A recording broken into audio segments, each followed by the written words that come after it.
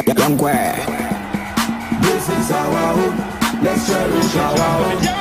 Ghana Premier League is back again. This is our home. Let's cherish our home. Ghana Premier League is back again. Reggie on it. Otec 102.9. Don't touch that dial. 102.9. Otec Sports. All right, good morning, Otec 102.9. Sunyano Pay Chilbia Mobia Kwaba, Total Sports Zumadian, so na ye kwesiada. The 8th day of March 2026. Of course, the second Sunday of the new month of March. Samra Kopim Dumi, no ebe sorry, so my Mrs. Kate appear boating, Eddie Apomodin, Ahotoso, Ebebano. Yeah, the sporting stories are trending from across the world. And Bremonano pay. In the European leagues, you know, Nyama Koso Palmira Barcelona extended your lead Nibium. Pending Madrid game on Mebo. Barca at Chim Kakra. Now, the reaction of a free Madrid distance, no about after last week, Comunia a disappointing 1-0 defeat. Fear to Omo Madrid rivals, Getafe. La Liga no eya Ajinzemoma Madrid and I expected something special be or the closing moment because the same rain you matches now can you shot. It will be two mood that level now say one more near dia or the league no kwa no. Enti Madrid distance and ne ye hwe ni mu say mu be yinkunya enti sa dia Barca for eya beye runaway league champions. Madrid for nankasa kra no wo hwe mu anese ne kro mu ni game ni nyina wala stadium enchemu eba enu Atletico Madrid so wo share bremu pa ba wo share. Okay, so Madrid born the game on Friday ko share we all right, so Madrid are done on the born the game we hey Charlie holiday ti mani per refin semo. Anyway, Madrid they born the share on Friday we win by 2-1. Chouameni and Valverde and share 2 goals no. Borja Iglesias also shall go back home Celta. It's in Madrid you are born the area and Barcelona so born the. So what it means is La Liga no Ababe 4 points now 67-63. Omunyina about 27 games each. Barcelona was 67, Madrid was 63. Atletico netosumi ensa and Villarreal. Omunyina Epe Champions League above because league in the and Bayern Munich so on Friday night and so Omunyina about Friday because of Champions League action. Ye tia sim wiki. Sanse nyame aduma Tuesday no. I can see Marco and 9 and a Champions League in Liverpool Elko Galatasaray. Atalanta betina fia host to Bayern Munich. Atletico Madrid ne Tottenham na fe Newcastle United omone Barcelona and so they are born na fe Wednesday no. Yenya Leverkusen versus Arsenal, Bodo Glimt and Sporting CP. Paris Saint-Germain and Chelsea na fe Real Madrid and Manchester City and so they are born in Champions League knockout stage no emu be she ankasa. All right. But for enedie Jack adena no odin. And Germany games were called Serie A or Italy. Also matches so. Now the biggest game ever so Assasisu and ne the Derby d'Italia, Derby della Madonnina, the Milan Derby. I know yeah AC Milan and Inter Milan and Omobon and T7:45 and a kick-off time. We have for Serie A and Emubeshi pa. Now if you call France as well, and I can see Makumako enum and Basso or French League anymore. And and then in England, no league games. Sans boy FA Cup. And FA Cup, any lower leagues in the Kokoso Championship, League 1, League 2 in the Akanya Kokoso. But Premier League no I'm massive because of FA Cup games are Basso. And Arsenal share, Chelsea share, Manchester City share Newcastle. Just Enra na Man City Umama Mush. Na no so ye and is Chelsea are qualified, Arsenal qualify, City are qualify, and ne games eba so nyina no wala sti e de ho nsem e bre ma remfi se yenso ye de no eba so Ghana yen league no matches ahodo eba so enne across Ghana is say yen so a league no more she ye hwenim se betumi anya a photo finish studio be win league because you see no media mafo ani abrepa at the top one and zena results no sheda nya papa biasa but Tanku ne squad na make sure say ombeko so adasro even though na nse no munya result ano mo pe enti ye behwe how I know so enhyehyɛ no etie ewo saa enhyehyɛ na ma remfi say ne kotoko tamale omo ne Karela na ebo has edomo won kran omo ne Holy Stars na ebo enu achi so Gold Stars ewo wanchi omo kobo edetia Young Apostles and after Aduana Stars betena fi Aduana Stars omo efie no enhyeda nkoye but enne de woman 11 wonders you be anim say 11 wonders and man ko ye santi Aduana chances so me win no e was ye pa now feel so mediema host to Hoho United Hoho for ni abre try so me to my escape relegation but for mediema a league title no and it's so many so no me here league no me to me agi league now so 3 points e matter ye pa san say so man hye has besan omo ho enu mfanto omo trim so man hye no has crowd here omo has mo 6 points but for Gold Stars Gold Stars the tie much pair with 1 point difference. And medium and shen nepe.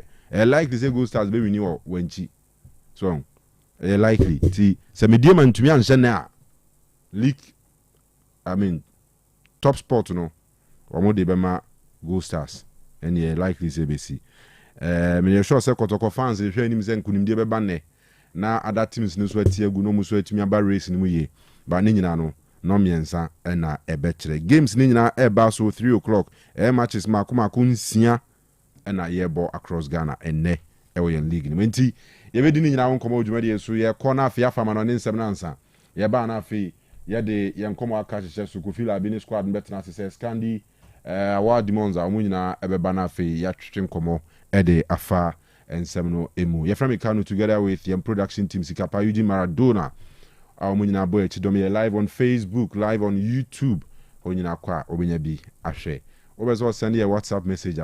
Number ni 0505 225578.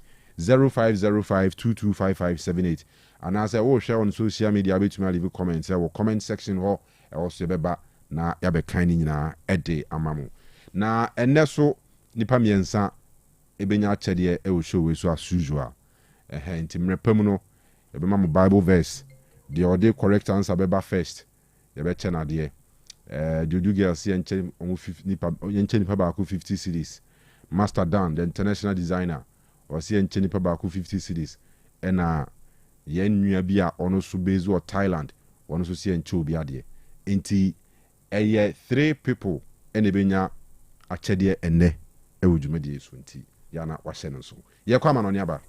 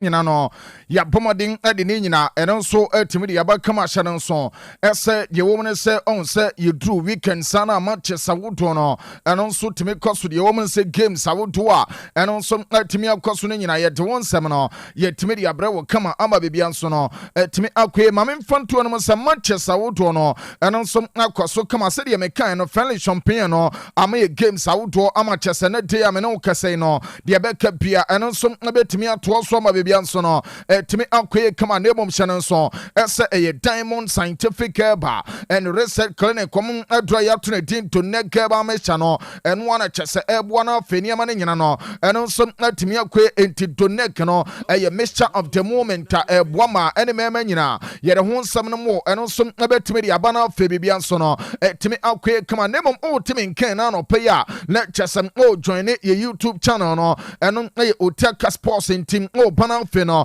won so was subscribe na ye Facebook no eno na ye Otec 102.9Fm de wo no eno sam no pa no ma like na fe share live video no ebeboa ye pa ama show no nyina eno sam go viral ye ne sa no o comment a wo do no nyina o de ba ama de tie ne san yetimi awredine nyina ama bebia nso atimi akoso kama mame mfanto wene mo ese Manchester wodo ade wo mo no ene sem eno nso etimi akoso no nyina no mame nhyase emfamfri friendly champagne mo na afeyemra ye no na de akapia yentimi mfamra kama na de tene sale champagne no on se non tubobo kono etene fe ama de tene sem na stade yanje ekobo mo ekane baako o mantimi antehye no nso ese Osei timo no amonso boy editors to abu game ne kone wie no na enonsom na ye no sansom na tulu bobo koni tefie Olympic domase kotwa ne kan baako de tenesem na ye tulu tim no omo prayer omo ntimi anti game no enonsom na de 1-0 de Masaida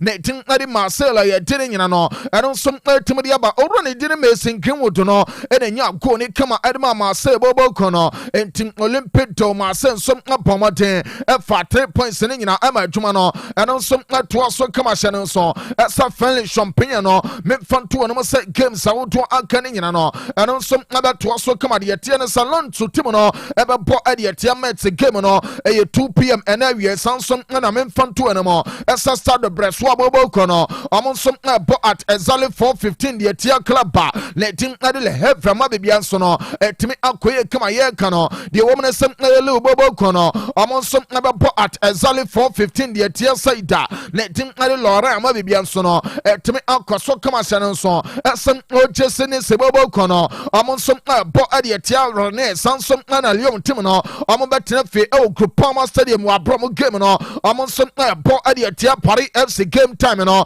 eno 7:45 na san game no eno nson etimi abaso ye te won samne nyina eno nso etimi de abakama entiri wo mo no eno se games awodo no ana chasane nyina eno nso etimi akwe no na se oram our friendly champagne no so amfanto no mo se club awodo no amon so bombarden pa ama de yete no sam mo position no eno nso etimi akwe kama na de wo mo no sam check here memfanto no mo esa le champagne no se ema ye de yete no sa aye PSG a omodi kan omodi no aye 57 points ana say PSG team no omonso anya lunch bobo kono e wo 53 points a omo tosom ye no mame mfanto no se ma say team no enso tosom ye nsa points no aye 46 channel so enso Olympic lone enso 45 points a me ba cho omo tosom akoma akona mo no ko team no aba be tosom akoma akona mo points no enso aye 48 we no aye le champagne no ye de won sam no enso team dia ba yan kwase wona fe no me fanto no se Osei bobo kono me ba cho omoto so dunsia ansa dane me catch o ensa de tennis le champagne no omo 18 club league ntiri wo mo no ensa omo ye dunwatwe sa no de tennis Osei ana toso dunsia omo 19 points non to tim no etoso dunso omo 17 ana FC Met Amonso ewo 13 points wo enti we no na ya friendly champagne no na ya de won sam nyina eno so timidi aba no o check it top scorers chart na Mason Greenwood ewo 15 goals o run e dire Panicelli ewo 14 goals na boy and it adole Paul or boy adema Rene anonso ewo 12 enti top 3 a amo bo goals awodo our friendly gun no and you didn't announce some timidity about young queer no man no young Ramanian income our chest said ya can oh join it Facebook no Otec 102.9Fm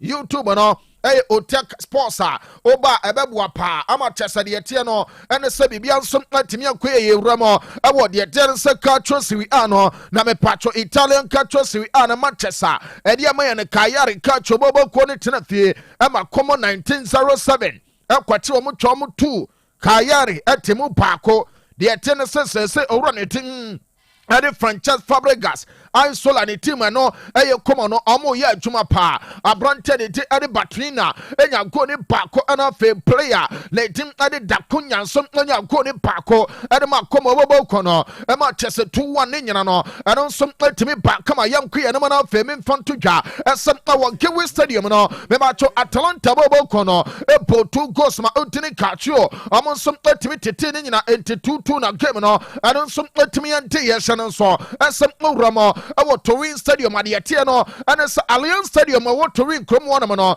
Juventus Bobo Kono Ache Pisa Ewi Omo Kama I have 4 and a Juventus boy Emma Pisa Oman Timmy and Timmy na the woman ye Memacho play anything at the Antra Campiaso Enya go ewo game no more Marcus Lilian to anasa Kafran Turam yes Kafran Turam Enya go ne Bako Kenan Yodes enya go ne baako ana fe orani didi Jeremy Boga and some enya go ne baako 4 edema you vebo kono entim aye phone adema Juventus and play good news and some timi aba mengramo let me fanto no se enede no the tennis anopaya at exactly 11:30 no me ba cho lecture bobo kono amo bo ade tia Cremonese ama chesa san game no and some timi to dwa kama sanso no ana Bologna bobo kono amo some tirama bo ade Hellas Verona ama san game no and some timi to dwa to the same time no oram Artemia French Florence the woman is some Fiorentina bobo kono amo some bo ade tia Parma ama san game no some timi Barcelona no 5 p.m. Shannon some again bobo kono amo some tirama bo ade tia club panetin ade AS Roma ama chesane nyina some timi akwe nemo no be ba cho big game no Barcelona nyimre ne nyane some Milan derby no and some timi to dwa kama de woman no and say AC Milan team no host club panetin Eri International Milano, Mebacho Adanyimre no at exactly 7:45 no, and a san game and some to ja. Our the attendance Giuseppe Miazza San Siro channel so, and some san game American was some no, or run eating at Daniel to very Benjamin as a Petra at Yaman game no, I'm a Chesaning and some Timio Kosokama, and to way no, I cultural Siri Anna Manchester, made it to just some and a Tiamano Casino, and on some Timia Basso, and off the Apostle and Yaboso Kama. And some timidity on a men come and man off no men fan to another some no check here the woman and a set club Savutono or Amo Brapa I was see animal Inter I was 67 points Ammonium penny for AC Milan I was 57 points gap no I had 10 and a dem actually Adema Inter Son at the end after AC Milan I'm 57 no Assassin Napoli I was 56 Roma I was 51 Como 1907 ewo 51 ana fe Juventus team no amonso ewo 50 amoto sunsia enti wey no aye Serie A no ne yedin nyina ma no be ba cho Serie A no aye 20 club league enti de wo no ane sa leche bobo kono amono ana chese amoto so makoma kuntumwatwe amo 24 points Hellas Verona anso ewo 15 points etoso tunkron ana Pisa etoso aduano points no aye 15 and a pizza amon some atimianya boys amo bogo sawodo e wo Serie A na no men fanto no se Inter amo go pochanite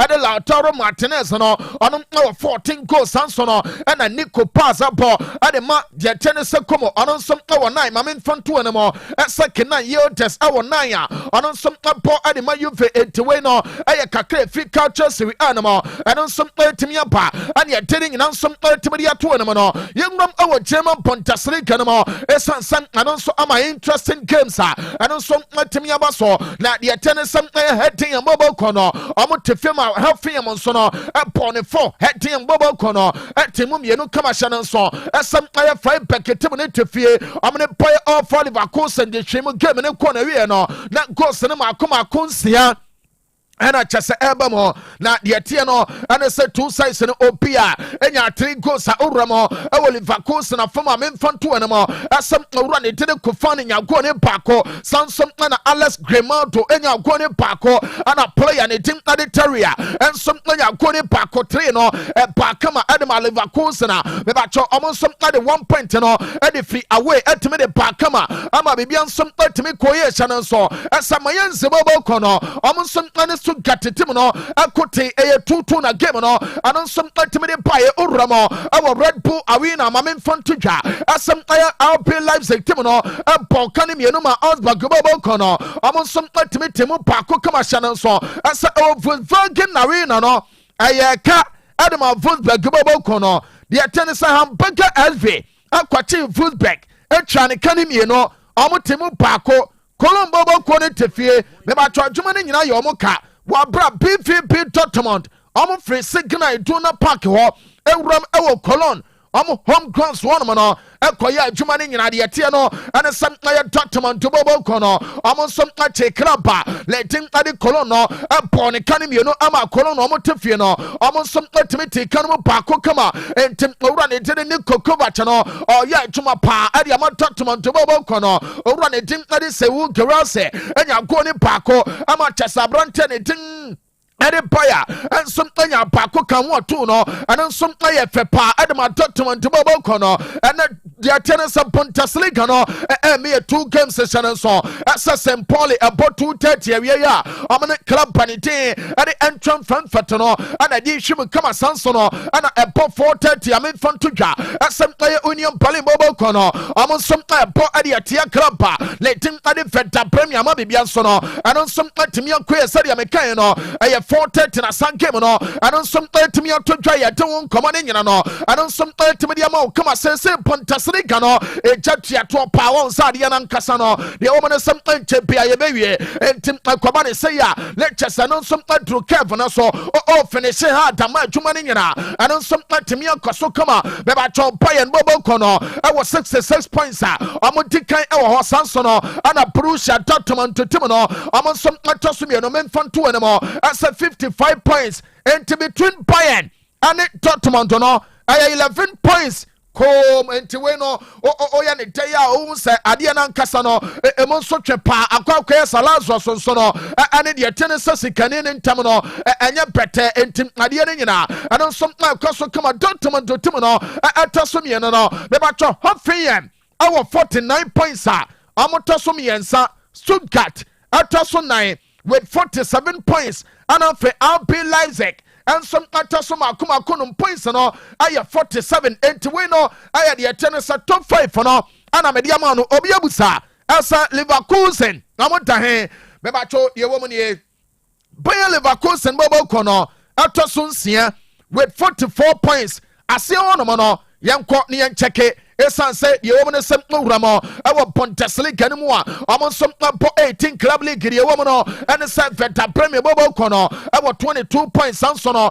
ana club panetim ade football against no and some awo 20 men fan to dwa esa hetin yama omo twatu a omo tosoma kuma kutu nwatwe no omo points re ya 14 na ye dede nyina no and some ultimate aba Hurricane na je Bundesliga no aboso wanya 30 goals Dennis Undav our 15 goals and for already day ade Luis Diaz and so our 14 and the first three no I am buying 2 players and one gentleman we no chira braba me patro buying players no yeah can this season ankasa amon some about Adema club no and I kakra na no pen no and some ultimate buy te won come on nyina and some ultimate ma come yam kuya no na fe no yam ram award the tennis Spanish La Liga no the tennis league we no ba takiri ya juma ama players no you so o ma dwene ama the tennis amo kake brains no ama chesa the tennis and you might play among some 30 years and come and Tim Oram our La Liga no more men fan to say Manchester no ye koko ye Celta Vigo atifie Real Madrid akwachi no etwa ne kan mieno mebacho Vigo bobo kono atimu baako owura ne din ade de yete ne se Boya Iglesias enenya consolation goal no ade ma Celta Vigo Madrid afam no Aurelien Tchouameni enya first goal wa bra Federico Santiago Valverde capitano no ono na de yete ne se 2 ɛno ɛyɛ 90+4 ade ma Madrid bobo kono ama adwuma ne nyina no ɛno nso akɔso kama games awodo no akyɛ sɛ ka yɛ ne nyina no ɛno nso atumi ato so kama Osasuna bobo kono ɛtefi amene Mallorca obia ade 10 players na wieyɛ ɛyɛ 2-2 na game no ɛno nso atumi wieyɛ kama hyɛ no nso ɛsɛ Levante nso no ɛtefi de 10 against 11 ɛyere Girona ɛma kyɛ sɛ game no nso no ɛnte 1-1 ma memfa nto dwa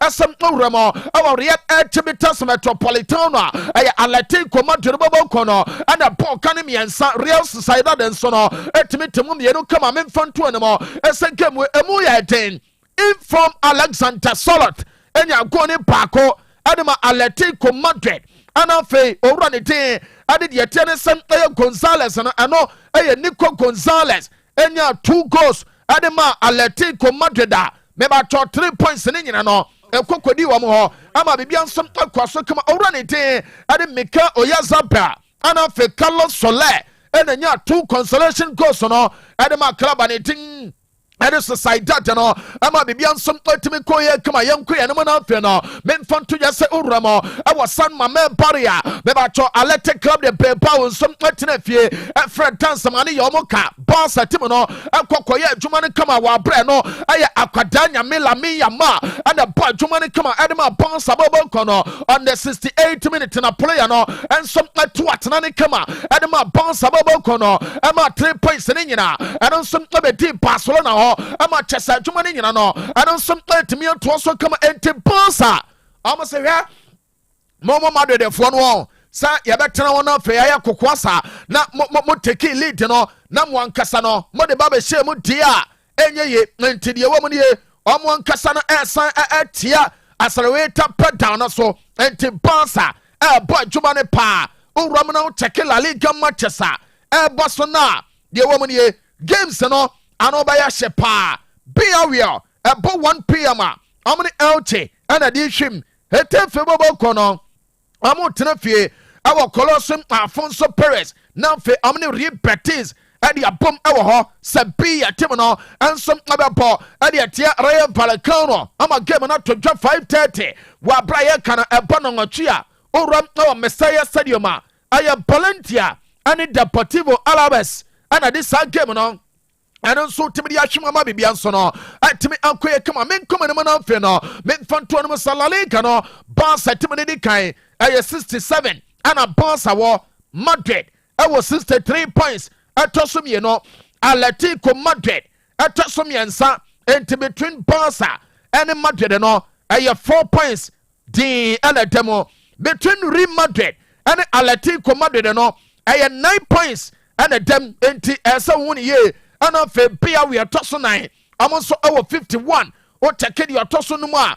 ɛyɛ Real Betis ana Celta Vigo enso toso nsia ase ono mo ne de wo mo ne me ba cho club banete ade Mallorca since La Liga no me 20 club league no amotoso dunwatwe with 25 points ana Levante team no enso toso dunko 22 points omanya Real Oviedo enso ɛwɔ 17 points a ɔmo na bɔ kashire ɛso clubs ne nyina ɛwɔ La Liga no mo enti Oviedo fo no on say yes ɔmo pagya bɔ pa ɔmo gyina mo ɛno ayɛ kakra ɛba Kylian Mbappe ɛwɔ 23 goals Victor Morigi ɛwɔ 18 ɛna akwada nyame Lamine Yamal wabɔ 14 goals ɛde ama Barcelona enti Barca fo no esa ni gie ni nyina no ɛno nso etimi pa esa nse player lete ɛde Lamine Yamal no wa fine ne form no ama chese ne scoring boot no wasan fa che ama boy ne boy juma pa ɛde ama Barca bobo kɔ no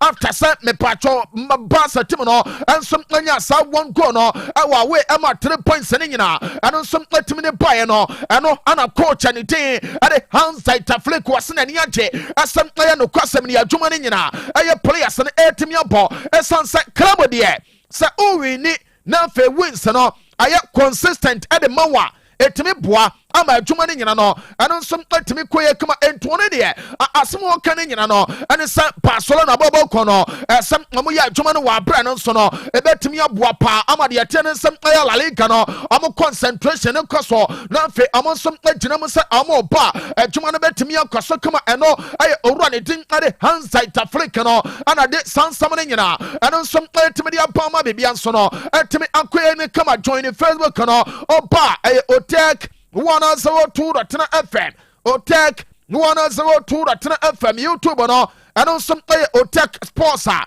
mebatwa pɔmɔten o like na afei wahyɛ baabi a wobɛhu yɛ bia no ɔto likes ne deɛ gum no afei no yɛayɛ adwuma ne kama ɛkɔba ne saa no a comments a wodoɔ no wode ma yɛ ɛna nɔpɛ yɛde ne nyina nso bɛtumi agum wɔ aberɛ the boss player ɛnso bɛyɛ adwuma no wɔ aberɛ ɔtena se a ɔbɛwerɛdi comments awodoɔ no nyina ama kyɛsɛ ne nyina nso no ɛno nso atumi akɔ so kama enti ɛnyɛ ne saa ɛma biribia nso ntimi nkɔyɛ deɛ obiaa twɛn no ɛyɛ Premier League no na mepatwɛ Premier League no ankasa no deɛ wɔ mu ne sɛ ɛnɛ yɛnya matches awodoɔ ɛwɔ Premier League no mu saa nso ɛna ho kyɛke a deɛ ɛtɛ ne sɛ Premier League no ama yɛ games na wɔde yɛtɛ ne sɛ ɛnrada ne nyinaa no ɛne sɛ Premier League no ɔhu sɛ ɔmo no ɔmo tumi hyehyɛ adeɛ a na kyɛ sɛ ɛkɔ so kamakama na afei bibia dana akwam no Premier League no make sure ɛsɛ ɔmo competitions awodoɔ aka ne nyina no ɔmo nso ɛbɛtumi abobɔ ama bibia nso atumi akɔ so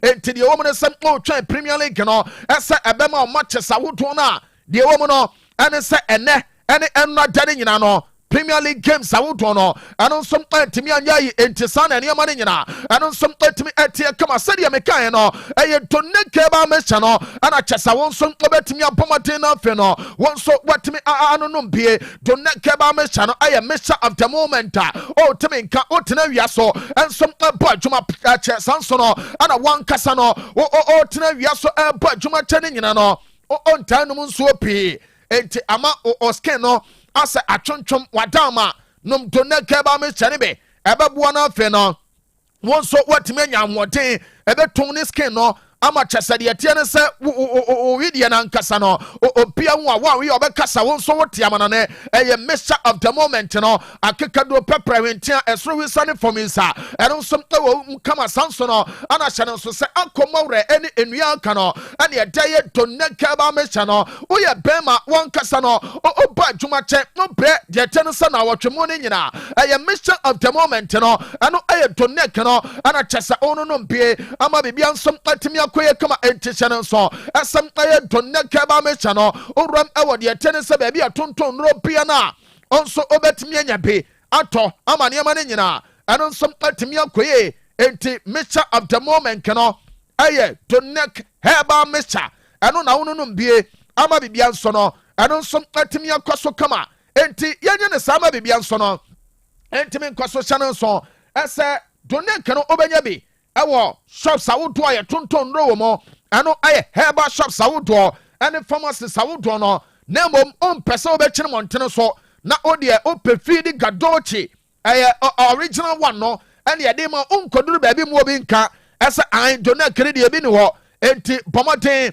ɛsɛ ebi a wobɛgye wɔadi ahyɛ mu a wada ama bra wo tɛkɛ fam ha ɔba a wosɛ wopɛ doneke ne bi ɛyɛ DONEC doneke na wagye wo deɛ ne kama ama bibia nso atumi akɔyɛ doctors ne wɔ abotrɛ enti yareɛ bi da so anaa wo tihyie bi so wode akyina kyɛ wapɛ ho kyɛ sɛ solution akyɛ wonya bia frɛ Diamond Scientific Herbal and Research Clinic doctors no ɔmo wɔ abotrɛ a ɔmbɛkyerɛ wo ebi a deɛ ɔbɛyɛ no wɔ fie ansa na sɛ ɔmbɛma wo de nipa no ba hɔ a wode no ba saa nso wobɛtena fie na yɛkyerɛ wadura ma wode ayɛ na ne nyina no ɛyɛ Diamond doctors no ɛna ɔmo nso no ɛbɛtumi akyerɛ wo kama ɔmo nso yɛ no ɛwɔ dɔm no ase numbers no ɛyɛ 0246 727 677 0246 727 677 anaasɛ 0249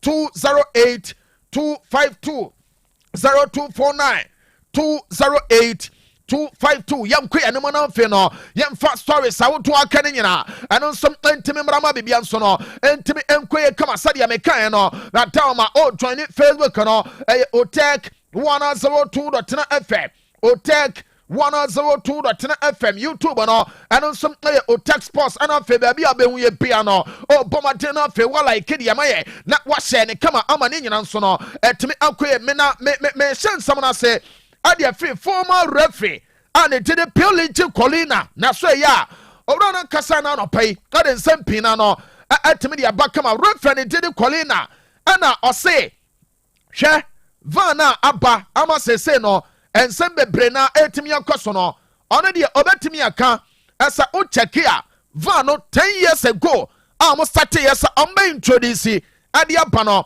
Osei o check ya sa time no na adwuma na enyemre se yo bibia agye sa wo kyro na o draw niema na fe hawa o betimi aye project no won so watimi dia ba esa opomodin na fe no o draw inspirations ade free ye tiene some sporting events awodo mo ebi tesa rugby ane video reference no ne nyina no aye ade baako a amo so abamode take inspirations no ade free mu kama eno na aboa ama chese ne nyina awurawura ma se VAR no ye ka error sawodo no eno so atimi minimize enti owura ne den ade purely Colina Osei yankam wo bia so ntimente ese VAR no eba no na initial na ade de eden pa na mom no eye test time na ade na nkasa no etimi stabilize am wo bia enso anya ne ho ntiase se technology no eye ni use no eno akwa mre ade am obi pia we no according to owura ne tin ade purely Colina and what is sansam we no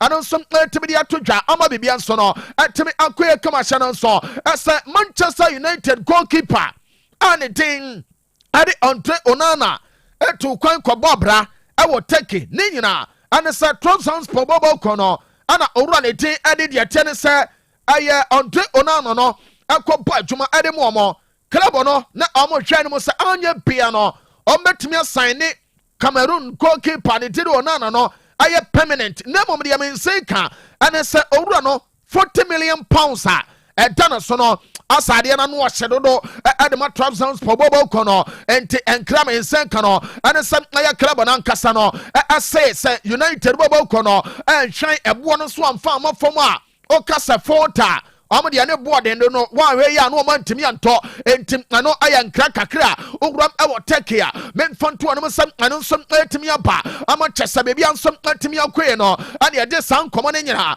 ane som etimi dia mo ma bebi anso no etimi akwe kama me bu maketem no fe no mewram ewo Brazil akwakodi nkomo me ma cho ne nyina aya former Barcelona former Paris Saint-Germain ane Santos star ane dede Neymar dos Santos Junior na won komo na me ba bedie na me patcho de wom no ane sa Neymar ne former chief chef ababa kasa owura ne se hwe no kurenie ono oba be siw Neymar ne nyina ne se Neymar oba be siw no Neymar ade na ye emponkonyuma pa na ade obetimi aka ne se Neymar no ono edurumre bia owura ne dide Neymar ache bia weekend bia no eni pa bebro be 150 eba Neymar fie ema chese eso ye aduane ema na so sa awowo ni nyina so de obi aba obedi amen ana eso ye na o check ya obetimi kasa otimi swanam ebe 10 kilogram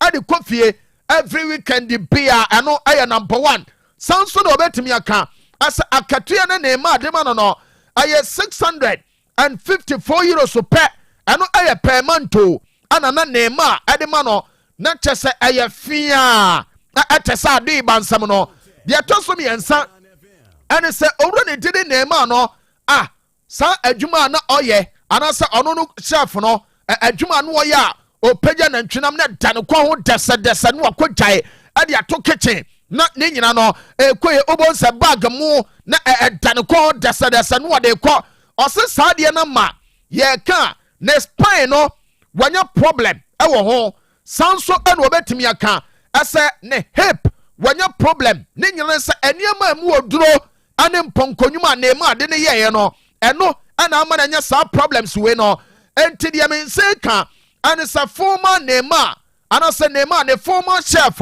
na oya aduane ma no ɔse Neymar osiw no ɛno ayɛ 43,000 euros ɛsɛ sika Neymar etua de ma no number 1 ɛno no na number 2 no ɛne sɛ overtime ɔyɛɛ no ɛna wɔgye 43 no afei ne medical expenses a ɔbɛyɛ bia a kyɛ so no ɔde bɛkɔ saa yareɛ no ɛsɛ Neymar etua ne nyina de ma no esan sɛ enkanye Neymar na UC no ɛde ne bro so saa yareɛ no enkonya we no ɛyɛ Neymar ne former chef na ɔyɛ adwuma ma no ɛna ɔse ɔde Neymar nso ewura mo ɛwɔ court na fe amakɔ akɔka saa asɛm no aba bibia nso atimi akɔyɛ kama me ne kɔbɔ ɛwɔ Aston Villa bobo kono na me patcho Aston Villa tim no ɛna no pai enkra me nsenka ɛne sɛm owura ne diri Unai Emery ɛbɛtimi agye adwuma no ɛnso atimi de ato wɔ abra season and dear, I don't some about me a call. Na and cram and say cano and said Papa ne buyer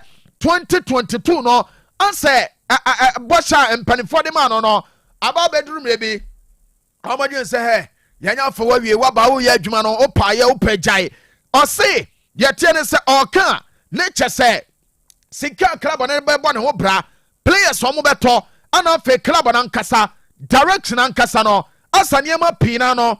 Ɛno nso ntimi nkoye enti wei ama owura na nkasa no ayɛ frustrated asese no owura ne didi Unai Emery enkram nsenka ɛne nsɛm ɛyɛ season wei ɛnde a owura ne bɛtumi agya adwuma no ɛno nso atimi de ato ɛno ɛyɛ nkra ba na Karim Benzema ade nsɛm bi de ato dwa ade afa Madrid bobo ko no ho yebusa Benzema sɛ yenua wankasa no Madrid team no wabɔ na wobɔ yɛ ka players a wɔabɔ Madrid a wo de wayɛ adwuma paa wabɔ ma adwuma no a wayɛ no ɛnya asɛm ketewa yɛka club no ɔmo nkwa nwoma mu a odin wɔ mo one Ronaldo ane Raul Gonzalez Blanco mo nyina mo din wɔ mo kama Benzema Madrid yɛ dawo sesia no ɛdeɛ paa ana wo sɛ ɔmo mese ɛno na owura ne diri Karim Mustafa Benzema ase yɛnka mu obia so ntemente ɛsɛ Madrid ɛwɔ 3 players bi saa 3 players no ɛsɛ obia ehunu ade a ɔyɛ ɔno kora deɛ wɔyɛ ne 4 ɔse 4 players a ɔmo Madrid no ɛsɛ obia ho deɛ wɔyɛ na afei ɔmo ɛsɛ ɔmo bɛma connection abɔ mo ntɛm ɔse adeɛ baako ne sɛ Jude Bellingham ɛsɛ ɔte aseɛ ɛsɛ ɔno ɔnyɛ goal scorer yes Bellingham ɔnte aseɛ ɛsɛ ɔkɔgyina pitch no so a ɛnyɛ ne responsibility ane sɛ ɔbɛkɔ akɔhyɛ goal sɛ goal ne baba to na fine na mmom adwuma nkasa yɛde ahyɛ ne nsa ɛwɔ pitch no so a ɛsɛ ɔyɛ no ɛnyɛ goal scoring ho ana ɛsɛ ɔmo n'ani ɛnso ɛtumi kɔ ɛno ayɛ Jude Bellingham ne deɛ no ɔse number 2 owura ne de Kylian Mbappe ɔnhwɛ ho ɛsɛ ɔno ɔnyɛ playmaker ɔyɛ goal scorer ntini deɛ ɛne sɛ obɛgyina penalty box no mo anaasɛ anim hɔ yɛpia de ma na ɔnyu so na adwene na afei unconnected balls awodoɔ no ɛma ne ntimi nhyɛ number 3 ɛyɛ Vinicius Junior ɔno nso ntimi ho ɛsɛ ɔno nso bɔmmɔden afei no wa complementary player letin ade Kylian Mbappe ne effort no wa bra goals awodoɔ no bɛba ɔse the same thing na Rodrigo Goyas nso no ɛsɛ ɔno nso de so ɛkɔkɔba ne sɛ yɛbɛboa paa ama de yɛteɛ ne sɛm adwuma no nso no ɛtumi ayɛfo ɛde ama Saida letin ade Madrid ama bibia nso no ɛno nso atumi akɔyɛ na mepatwɔ papa ne de Gadrola ano ɔsɛ hwɛ sɛsɛ na nkasa no onim o sɛ yɛbɔ game na wo complain a asotwe ba ugina baabi na hu adeɛ na ɔkɔka asotwe ba ento no onima de kro pa sɛsɛ ne game no asɛ nipa ne pe no mo ɛsan sɛ ɔno kɔkɔka asɛm ana de kyɛ referee deɛ ɔhu ya ne sɛ ɔno wɔ hɔ no no na kyɛ sɛ ya ka kyɛ ne sɛ yɛde yellow card abrɛ no ɔdwene wo ɔnte aseɛ when they do obi atem one can sempia am fenti obi we no eye owura ne tini controller and de sansam no and some ultimate ba yet tennis Liverpool Arna slot or say or no or believe it's a season no ye ntinwie no na Liverpool baby aso mo da no supporters ne nyina ni beje e wo msa ne man koye ama supporters no at the pressure and eba oto mo say na ade baako and it's a season no or kai Liverpoolians no and it's and no na baby obi ani beje no or the club no and I say only players no omo nyina atimi achieve saade no ama club na nkasa no omo nso ani agye ɛno ayɛ kakra na no pɛ no ɛno nso ɛtumi aba yɛ den nsɛm no nyina no ɛnso ɛtumi de ato dwa kama ama bibia nso no ɛtumi akɔ yɛ still United ɛpɛ midfielder no maka de akyerɛ mo sɛ Bruno Guimaraes ayɛ one player club no ahwɛ yɛsɛ boy ne sɛ ɔbɛtena fie na afei no wahwɛ ɛsan sɛ season endi a ɛsɛ ɔno nso make sure sɛ ɔbɛtake key decision a kyɛ sɛ bɛboa no ɛno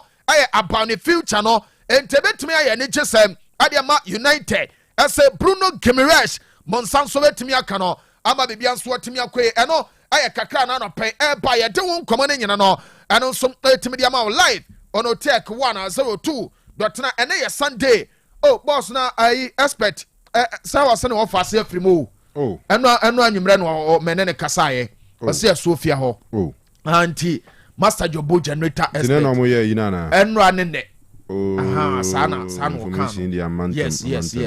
yes ɛnora na mɛma so teɛ yes expert nti ɔmo nhyɛ den paa master jobo ɔmo nhyɛ den ɔfase obedi adeɛ no nye easy na agya ɔmo so edi kan agya no wɔ fa no nti ɔmo nhyɛ den paa master dance enchia na no pipe chairman odike yes on the wife and the Diodu girls fantastic family ni nyina enchia wo mo fantastic what's your dance so my brain all right senior let's your dance be represent for our last thing here ten in Kanu afedi yenko anim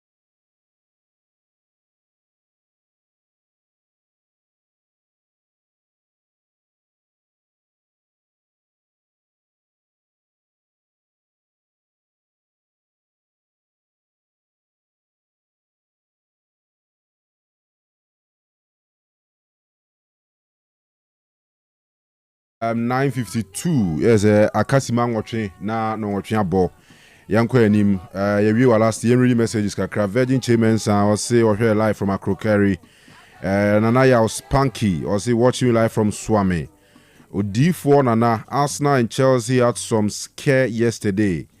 Abdul Koulibaly I'm Hafiz watching you live from Asante Bekwai. More updates from Chelsea. I'm Ponsa AJ Benjamin or say more fire. Benji Mfensi Seria Hatofuk, we are winning hands down to close the gap. Probability to top the league is not huge. Regardless, we will collect this year's trophy. Phobia Yem Konkwa. All right, Opoku Gideon or say hi. Amando Madridista, Walasti more fire, more updates from Real Madrid, Otec Sports, the best. Dominic Arno. Hey, officer, your child nano pay. Officer, I mean, come on, officer didn't come from Norway. Minuapa, we police ni na dampare na. Obaso hard in dampare na we sa. Anyway, we say Walasti, yes. Benin Steven, Nidia no. Co-kerosene watching you live from Akokwamo. It's my appeal to a crowd of folk players to play to the whistle because of bias officiating by match officials.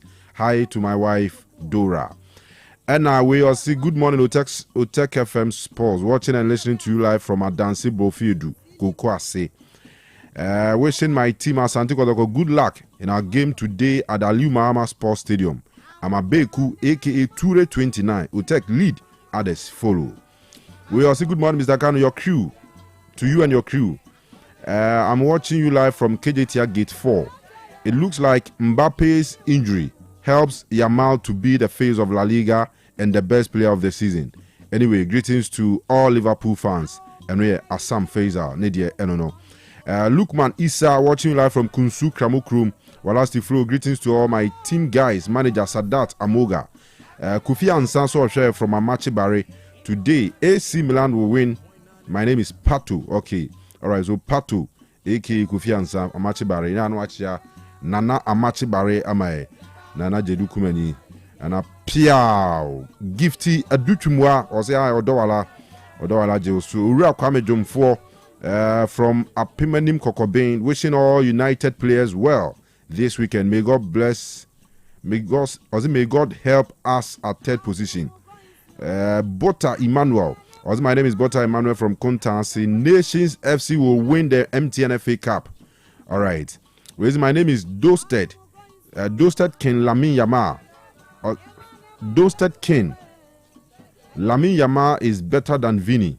All right. Now I make about punctuation marks. No, it's a corner a command back up and I can't mama. All right. So Emmanuel Adai. Was it good morning? I'm watching you live from Germany, Bremen. Opoku Easy.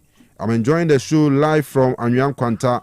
More updates from my team, Chelsea. Was I to my sister, Madame Asso, Ras Benjamin Benitex. Was it good morning, Kanu? Watching you live from Atonsu. More updates on Liverpool FC. Good morning, Kanu. I've heard Onana wants to return. Na Obeyedien, Sami Van Persie, and Obisawe. Away from Yasebe, Amekuma Himfi. Watching live from Gospel Oak Barber Shop, opposite Kanda Sport, Amekum. Good morning, Kanu. Wishing Asante Kotoko all the best in their game against Karela this afternoon. Greetings to OP of Ejeswatia. Kwame Adomako watching the show live at Ashtown. Good morning, Kanu Mejo Suminia. Nyame Akwesi, good morning, Kanu and your committed crew. My team, Asante Kotoko, will win their match against Karela this afternoon. I extend my greetings to my only mom, Enwe Free of Bushen. Watching live from Ayamfuri Resettlement. All right, Beam Nation was a good morning, Kanu. The show is loud. Inside Kokofu Mensa say, please update this question for me. Why the referees' names are not on their shirts? All right. Omunye main actors sir. You better football no referee nti. Omu sabi omu nya power pitch no so there. 22 players no referee count. On your own to arbitrate. Omampeni Talibo West. Or say Kanu on Champions League, Man United playing as Asante Kotoko. Saying, I'm not here, boy. Good morning, Mr. Ghana. I'm watching you live from Parma, Italy. All right, so we Isaac Tum, or say we're here live from Fiyase, Hala Madrid. Madrid. I'm on for Madrid, no. Or see you guys are doing a great work. Yeah, that's it.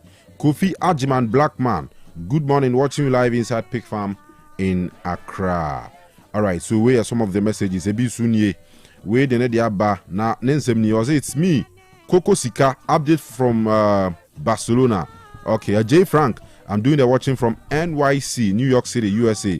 Great show by all standards, more fire. Greetings to you, Mr. Kanu, and your entire crew. I would appear to DJ Baripo from Adiemra, opposite Sachs Hospital. I'm watching you live and clear. More updates on Manchester United. Ras Benjamin, okay, there's a message from Akain. Margarito GH. Or say the whole Moro market is doing the listening. More fire. Nanaya Spanky who message near red.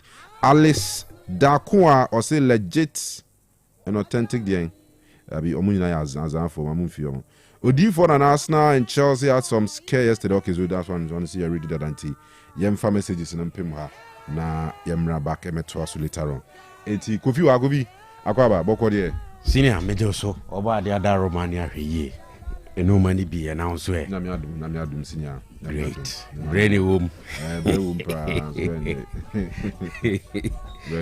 Hey.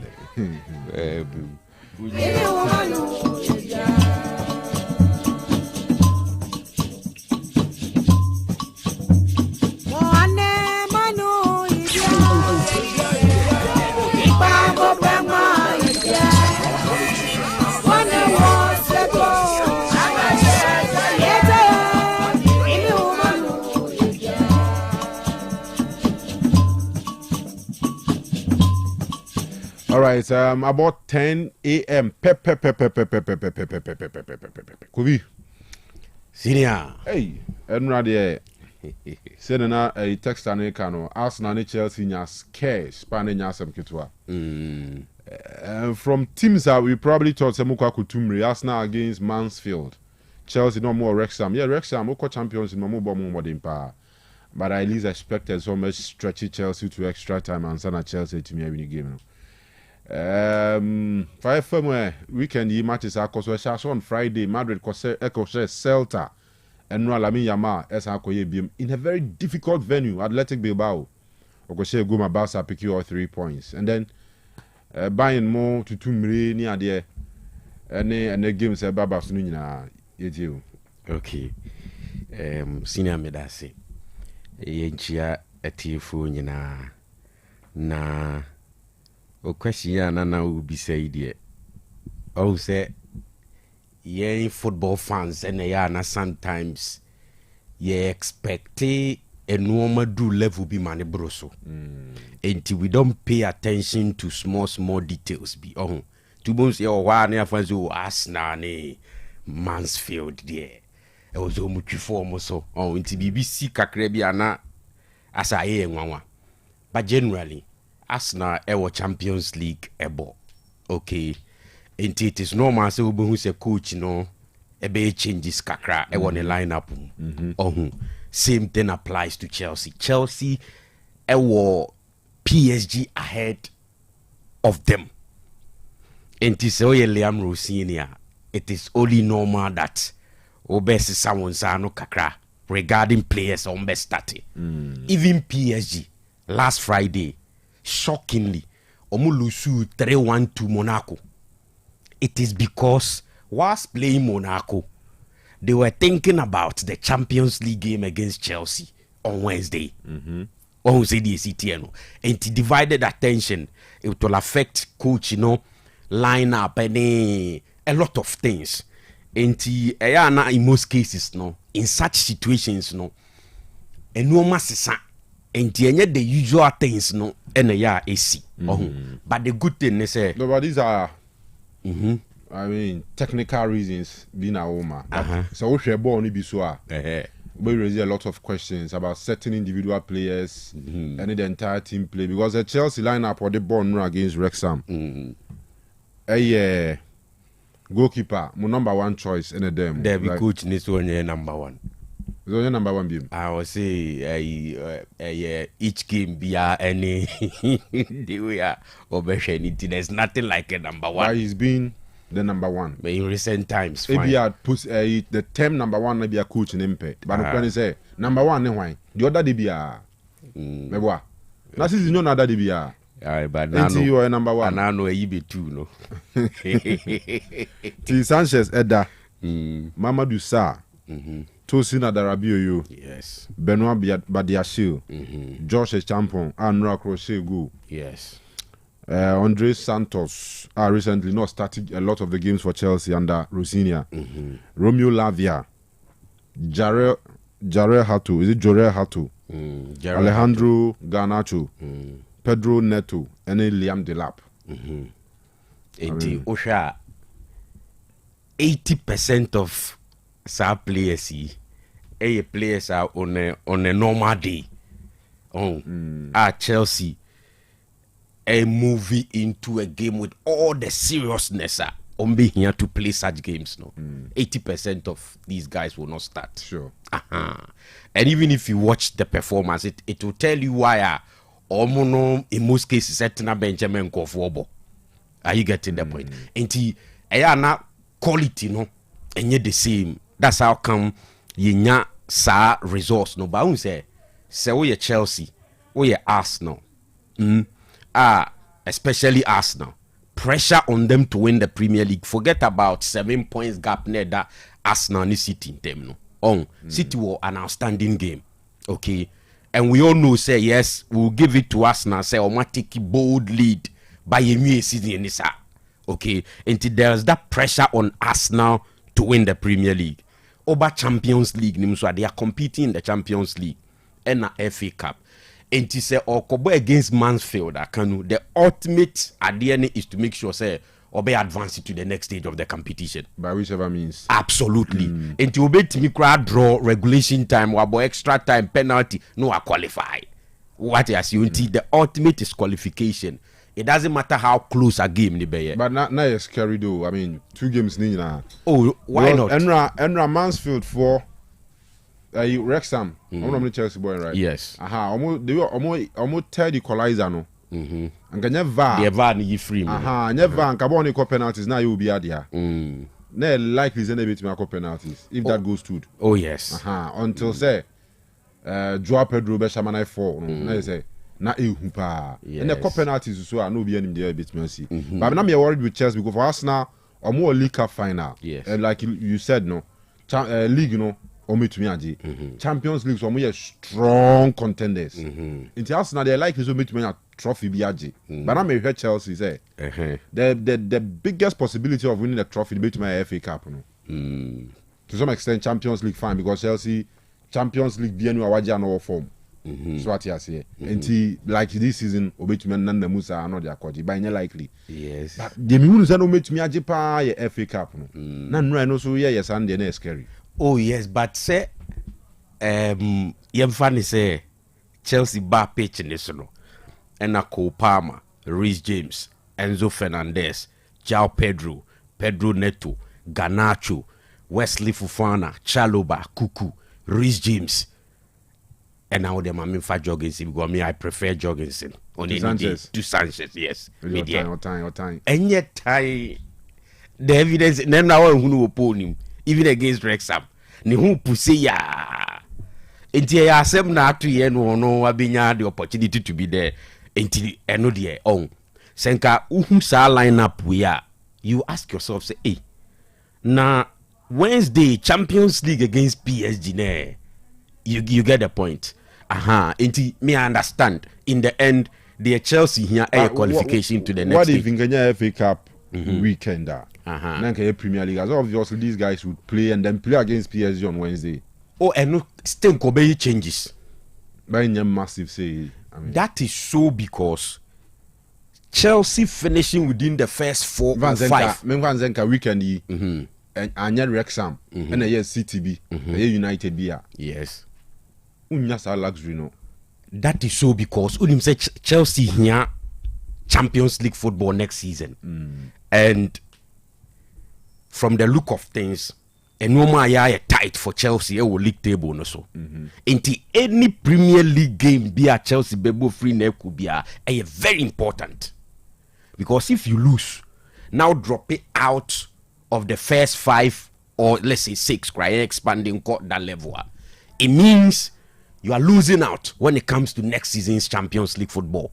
And we all know, say no, because of financial fair play rule near there, you want to be in those competitions a lot of revenues just to balance your books. Don't forget, say, now we are na UEFA for a reported Chelsea financial status. So what you say, and the fact that almost negatives, way beyond threshold that UEFA their tour, which is 60 million. Oh, Chelsea in 340 something. Ain't Champions League football crucial. Same as Premier League and Champions League. Nina very crucial for Chelsea. Ain't you know they only that space, but for Wrexham in an FA Cup game there, Kanu. It is normal that coach Nibe try say, let me give these guys the opportunity. I think disappointment in a certain individual players say Chelsea bought Champions League game and now Premier League. Now at that level, to me, meet the standard. Yemau FA Cup game against Wrexham. Why should you struggle? Yemfani say Robert Sanchez in goal post against Arsenal in the Premier League game was panicking all over, giving balls away, or committed simple errors in goal post. And at the following game against Villa, manager no Edward bench, Edward Field Jorgensen. Then you are given the opportunity to play against Wrexham. Nakanu was struggle. So it has to do with individual players, no. Anyhow disappointing sometimes, but they are sure more. Ultimately, more Premier League against Arsenal City, Nimne, United more. Kanu, Wrexham. You should do well. Always say the city, but the good thing for sad teams in say or more advanced to the next stage of the competition.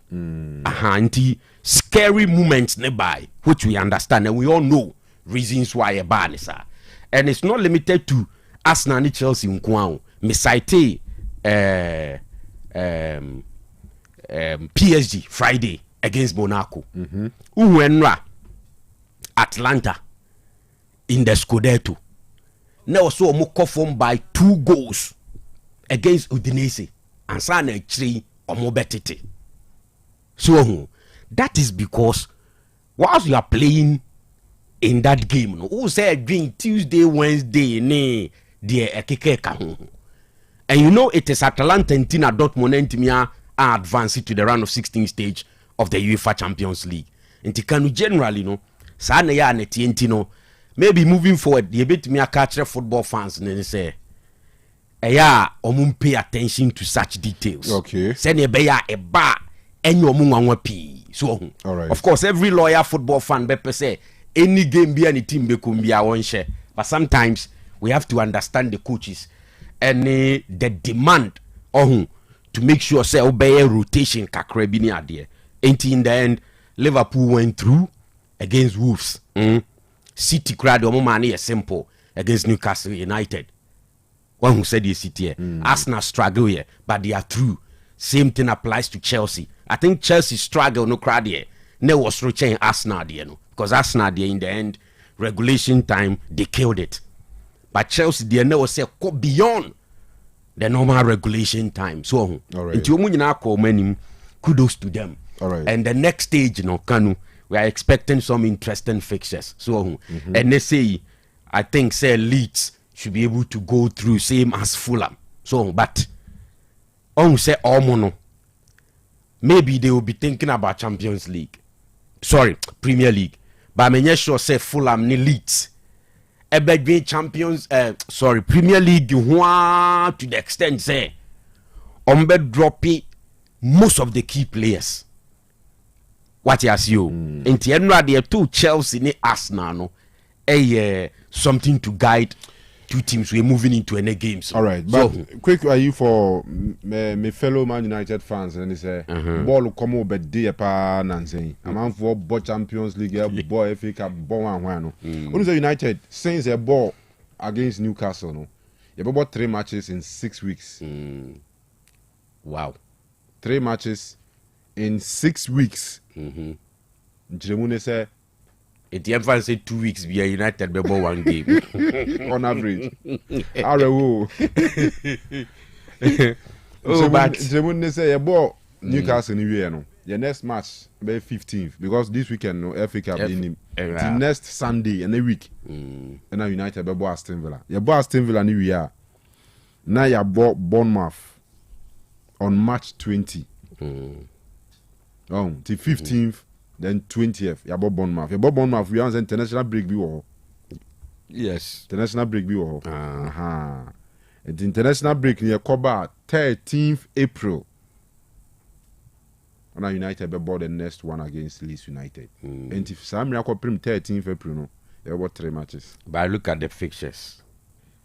The next game is against Villa, Bournemouth, and then Leeds.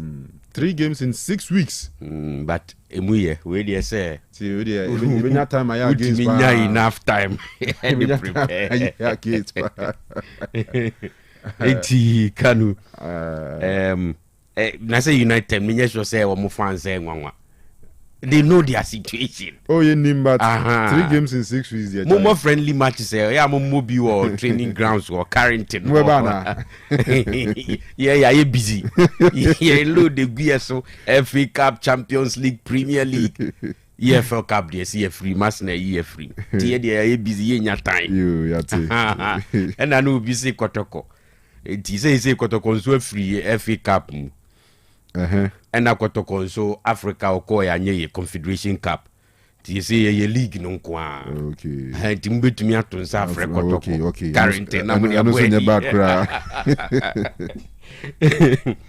In England here, Kanu, I think say dodo bia nhede ni hosa na Pep and then the card no koji and the response or the aban. And as a strange kakra. So Bakanu, I think say sometimes so we manager I was say woman ultimate situation nasi. Now working on your temperament. Yes, or say no call for a foul on Doku. It wasn't even about card 70 idea. He feels officials nowhere too hard. What you say, Bakanu? See say in the next 2 games. The man will not be around though. Yes, we'll be prepared team no training grounds, but dug out toward there, he will not be there. You see the point? And those games, no back against Chelsea, Arsenal take a lead, and now free a treba. You want to overtake Arsenal, and I don't be say Pep or see he doesn't want to jump into that conversation. No, it is each game and how our Ombe approach. And Kanu, this is not the time. Obe pesa would do team bekwa to sa corner no where in games like that manager no in na dugout.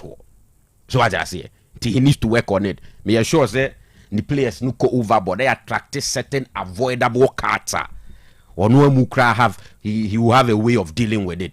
Until no one so should check. So sometimes yana reactions nibi or dugout. No say Pep is seen as a fine gentleman. Into certain reactions, you pay attention to those reactions sometimes. So ebinye, I think say he needs to take full responsibility and make sure say moving forward. Sir, cards me I think say avoidable.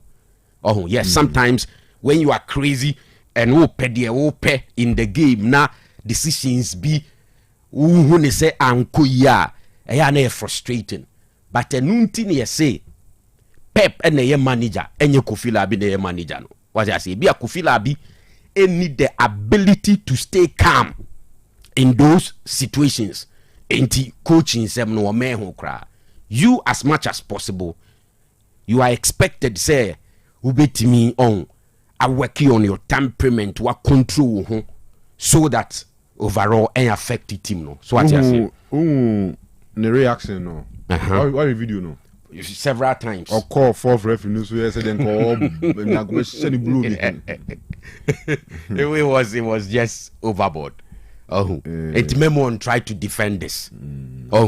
He should just stay calm. All right. And we will say it wasn't even a straight red card. When we say the CTN, I mean officials, and I don't think say you can blame them in that situation. Pep now should have known better. That would be it. When it comes to other leagues, Nadia, Kanu, you were talking about Real Madrid and Barcelona, and Nadia.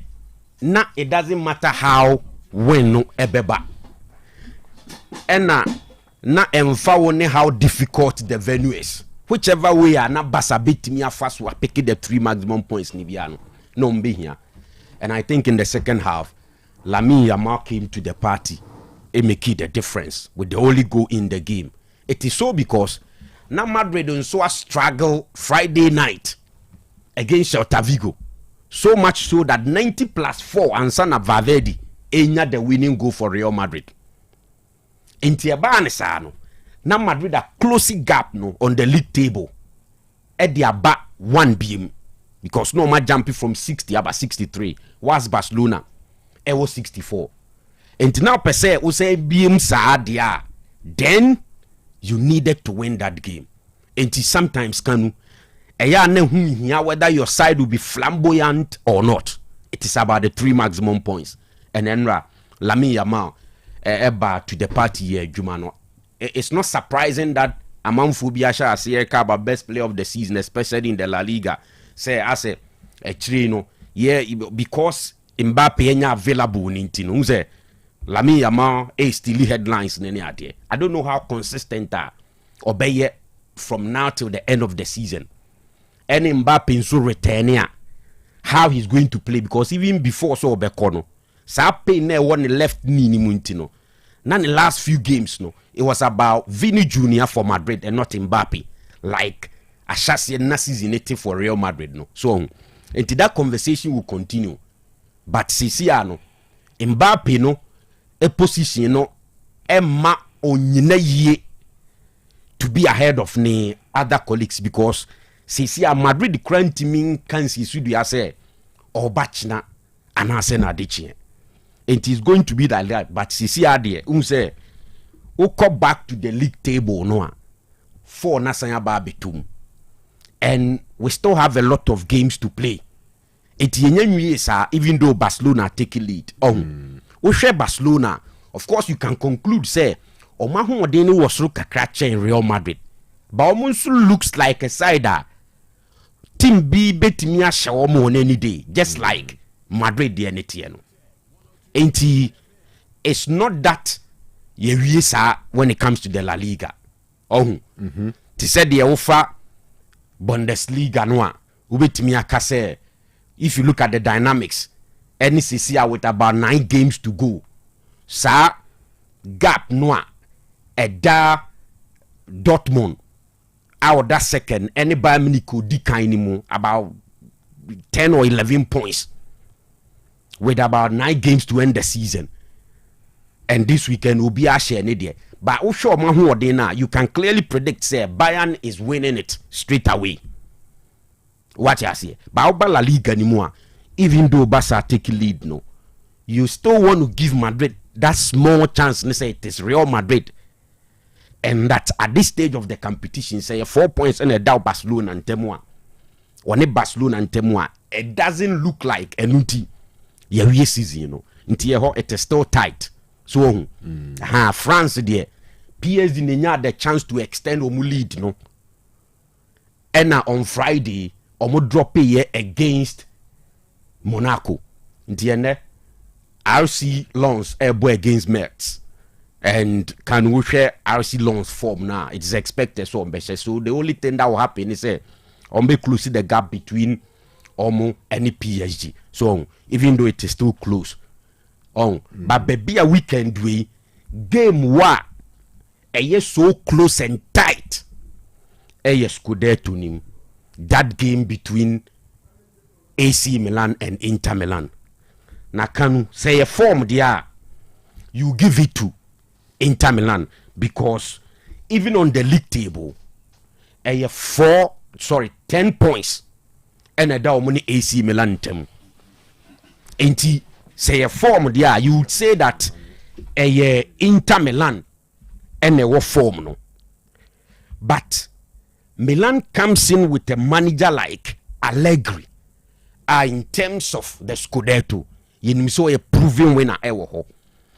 And he's holding some Milan platform now on any day. And one of those platforms, if not the only platform in Italy, I'll be here to make a statement. Coming up against Inter Milan. Don't forget, say, the same venue there. But technically, the first game that was played, which was match day 12, on the 23rd of November, Milan played as their away side. And they won by a goal to nil. Interestingly, with Milan form, no, as is here, we league table, no, so we are second to Inter Milan. No. Oh, so we share last 5 encounters.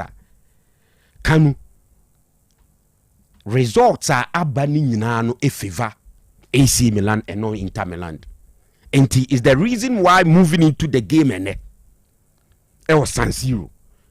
Milan it was something omodi called this game. Even though Inter Milan are league leaders. Look, over 2 seasons ni, let's say roughly a year ni, from 2025 in a year, you can count about 2 or 3 league games or mabo. Others ni na cup games. Okay, the first one was the Super Cup final on January 6, 2025. It ended 3-2, and also Inter bo home, Milan bo away. Milan koshe 3-2 and they won it. And then on the 2nd of February 2025, it was a league game. Again, born a year 1-1. The next game was also semi-final, Coppa Italia semi-final. I think it was the first leg. And also ended 1-1. And a reverse fiction, Milan share Inter by 3 goals to nil. And the last time Omo boy was in November last year. Match day 12, Scudetto. Again, AC Milan share Inter by a goal to nil. And moving into the game and then give it to Inter Milan. I think that Christian Chivu so far are the best to keep Inter Milan when it comes to the Scudetto. Champions League was disappointing. But League Nidia, you can only say he's done well. Nemo against Milan and Kanu as a Mistruma Inter Milan kakra. Enti amanfo a omo this game we be investment no. Omo careful because recently AC Milan and Inter Milan encounters no. The worst AC Milan anya hwe kra no omo enya no eye a draw. Intimidate Misloma Inter Milan Kanu. All right. Yes. Sir, Kanu. Akwaba. Mejoso. Mo yentinzimu ya kofi edi afa leaks ni mu. Sure. Akamibre. Yetiwe. Medase. Mamencha ubia o tie no hwe bia no. Na Ghana Police Service omo personnel a omo kwan so nyina so yemo omo abaso na yenche omo titiriu ene omo wo efri abuakwa ekosi baabi ani kwan no so nyina no yenche omo na yemo omo abaso omo ye adwuma kese pa e ho no Kanu Kofi aka games no ntino menko Chelsea asem no na asem no wanya no waka no fefe hwehwehwam etime pese makom the only different can different but anya waka no hwehwehwam fefe de but one thing na me pese me kan na me twa adwene si so say enye this Chelsea setup na no hu ye no and they be on performing so badly. But individual personnel, yes, you acknowledge it. Individual personnel is not start here, which is a players, no. You should not underestimate Team FN and Wrexham. They are playing so well, and Omo are very well coached. Sisi Amena Okasano, Omo chase a certain record in English football. The last one I make in European football, RB Leipzig, when Omonia successive promotions from Omo club na be the Bundesliga no. Wrexham in the last this year can 4. Omo free the Conference League no to League 2. The following year Omo promotion to League 1, promotion to Championship, and as I speak, Omo can 4 teams are possibly on bet me about the playoff finals now, and on about the playoff Championship playoff now. Yabebo final upper club or beba possibly Coventry and Middlesbrough and Premier League. So they are playing so well. Say, if you look at the championship table, Omoda 6. 57 points, right? 57 points, yes. Omo last 5 results no crano has been not that good. As we speak on so more consistent picky for more rise banana at once. I'm sure say by now somewhere 3rd or 4th they should have been there.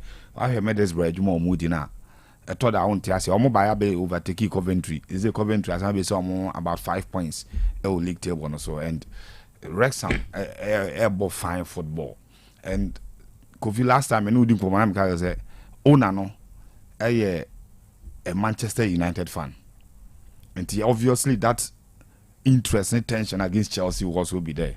And over Chelsea, they considered a very bad goal from the start of the game. And say na Kofi say rub in Sanchez instead of say but the Ashium a channel back question.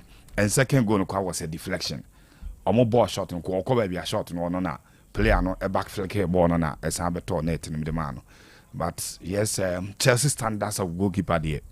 Or the Sanchez about far below the table if you want to rank them in recent times. Even Mendy, after the Champions League, poor form, will still be ahead of goalkeeper FN Sanchez. But I've said this all, it looks like a kick, that Chelsea. He kicks the ball very well, but maybe he doesn't save the ball too well.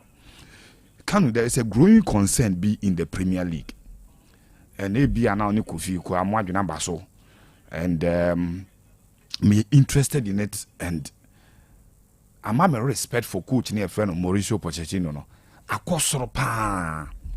already or one of the coaches I may regard and I'm respecting I revered him, but say Masai elevated the kind of respect I made my Uri friend Mauricio Pochettino, and Ubusa say Aden na wire any clubs no the moment club be ebe peja kakra bi no benya the status of a big boy kakra aka no ho, especially when they are rubbing shoulders with the big boys no na club no managers a person club no transforming overnight.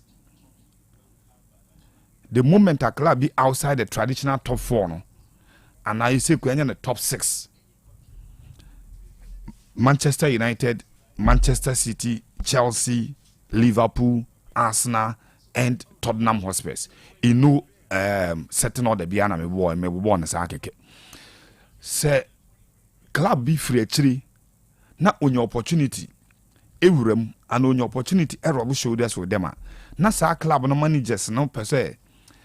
Club ni change overnight at the moment. No maintaining that status no. And over Tottenham Hotspurs are. And sana Tottenham a picky and no peja anti make a top 6 and top 4 anyway England. And sa top 4 no. And then later Manchester City be room a man be top 5. But when Tottenham even in the top 4 zone no, season in season out, they were dethroning at least one of the top 4 boys no, to make sure somebody had direct qualification into Champions League. And don't forget, it came under the timer. Now Tottenham constructed Tottenham Sports Stadium, the new Tottenham Sports Stadium. No? It the White Hart Lane when I no more games. No? Games are no more bono. They were managing the resource and managing revenues from player sales to make sure say on bet me at Pejas Stadium no EDSU and still stay relevant in terms of results or competitions. To that period now, Tottenham were not bringing in big name players, but baku me no be from no maton to say Luka Modric na ko e ho no maton ba ku be Gareth Bale be no ko, but say ye to player pa so the abre manager no de ankoso mekai. One of the promising talent omofa at that time was na United or young centre back never Ezekiel Fries asa. After that, fringe names been a beba ya more the bebum 1-2 be and a daily ali superja from Omo Academy pushing then a baya or bears I want that under Mauricio Pochettino the Momo. Between that time, Champions League football was a guarantee for Tottenham Hotspurs and even played in the Champions League final in 2019. Inti ya man budgeter jiko drama so and make sure we start to see when as Champions League club at the Amayano Ube maintain. He was using the internal structures, and this time the academy and on no one to make Tottenham Hotspurs relevant. Diama sa komowi interested me American once a minute about a month and a half ago, and now the infano 2 months back dating now. Oliver Glasner very very animated sometimes when Okopus match. What me use Susan Sembia say wutie now kwa we a neutral to club no coach you say e dey na ekoso wo hono ma anti da bia na buofu no. And one of those times kwa ombusa na say he doesn't think say January no kra no na nka e betwemu abroad that so coach club no. After January waka say season end there he doesn't think so beto aso ewo Crystal Palace ejuma wo ye no. Just because Crystal Palace in the last 2 seasons have been competing very well and are the current holders of the FA Cup in England. Mudi jinemu the Europa League. And kakra ye Tom Mageli or say or match edinanim the day before or tea and sempany for every edumano or more ton eze the same thing. And an bufu yes as a time biano or more ton player no kwa hunu ye informe no obe huno na clubs ni me no deal wi ansa na informe say this player e be free squad no. And the say Crystal Palace have been struggling this season. Form no mpagya na last season no. Enye sa form na esen komo exhibiting it now. Wa attack or transfer policies. Say yamfo obi ama na yenhye dan for players hu bia mre no. Ana unfo bi kwa mama ni keep omo na wa use omo nya the standard now person onya no na nka o de ba akomienu bi abeka ho so that you compete for the Champions League, because the moment club status be pija coach bi ede na adwene ene nim de be dane team no supporters na adwene de utmi san fama from biom. And that is why a lot of managers have suffered the sacking, because unya pija team ni do level bi you are expected to manage it at that level or even produce a better performance. Eba from pe forget about loyalty. Obekwa ko ya articulate awoyi kwan. Edru so pe kwan so afa ye be page we sika so ansa ne de watwam ye so fa so abese no sesi a ye kasa Unai Emery so de aba Unai Emery so buafu at Aston Villa say ade a omote Villa ho omo ye de kire na ninye ho and I'm sure season end ko beja adwuma no no okọ players are all expect say go benya e de abeka ne team no ho with much challenge because CV no so hia omo club no status no bebe ya say manager onim na adwuma no onim say with little input and I say additions or motivation to na adwuma no e betuma maintaining on a level no or even build on it ebema ne status no to get another big game and a big team contract no ebeba no so one farm man pe na why frustrated obe coach Arsenal or lining up some signings and no person Arsenal nyema no nensa anka or starting season ni biemu a enema nkoyi na Arsenal ja no kwan sese o san kofa eyi kura Villarreal e de on be board the Europa League final esa wini cup no against Manchester Orlando Villa adwuma no buy no obi a wahwe Unai Emery e wo Villa bia no ebeji atum se adwuma na nka Steven Gerrard ese nko ya wentuma anye papa ne befa adwuma ni wie no wa transform Villa club no we position a wo de mo mu free ho a individual players and so capacity or build there pa and since here ka say the players ni bit say Matikash one of the best fullbacks in the league Ofa Obikwa to say Morgan Rogers and Komoko Koso at Manchester United, at Manchester City, and even Newcastle where Nije Hon say ye season now. Now I was reading about even Liverpool having an interest in such a boy. And Kakra, he is getting frustrated over transfer policies of Villa. I'm for players, I'm maintaining the Champions League position now. Only on the last season, Edura into the Champions League, you know. And managers, you know, you may understand them, but me say, and no, and I'm a respect for Papa friend Mauricio Pochettino in Mwapeja because Tottenham decided say players ne be ma, they no who be a kononso be peja ne be ton because he is stadium, but for be 6 years on a run. Omekisho's Champions League football was guaranteed, and not just or qualify, he was also competing in the Champions League very well. And even Maresca at Chelsea before he left has started lining up players and not all your clients say Sabeka and all your changes are obey or Chelsea set up in terms of lineup. Clearly, no one had the notion that players need be or a papa a chance home. So that growing trend in the Premier League 2 weeks ago, I was discussing here, say, had the Champions League, you know, qualification. Now here, the Club World Cup, ne day anymore say, your performance in the Champions League in here, the Beko, and yet by status within any be previous performances, you know, the last 4 years, you know, any the Beko, and the pressure Beba managers need be bring so, and I'm sure say can be Unai Emery, a more started, you know, and now was Chelsea or Villa or to us, you know.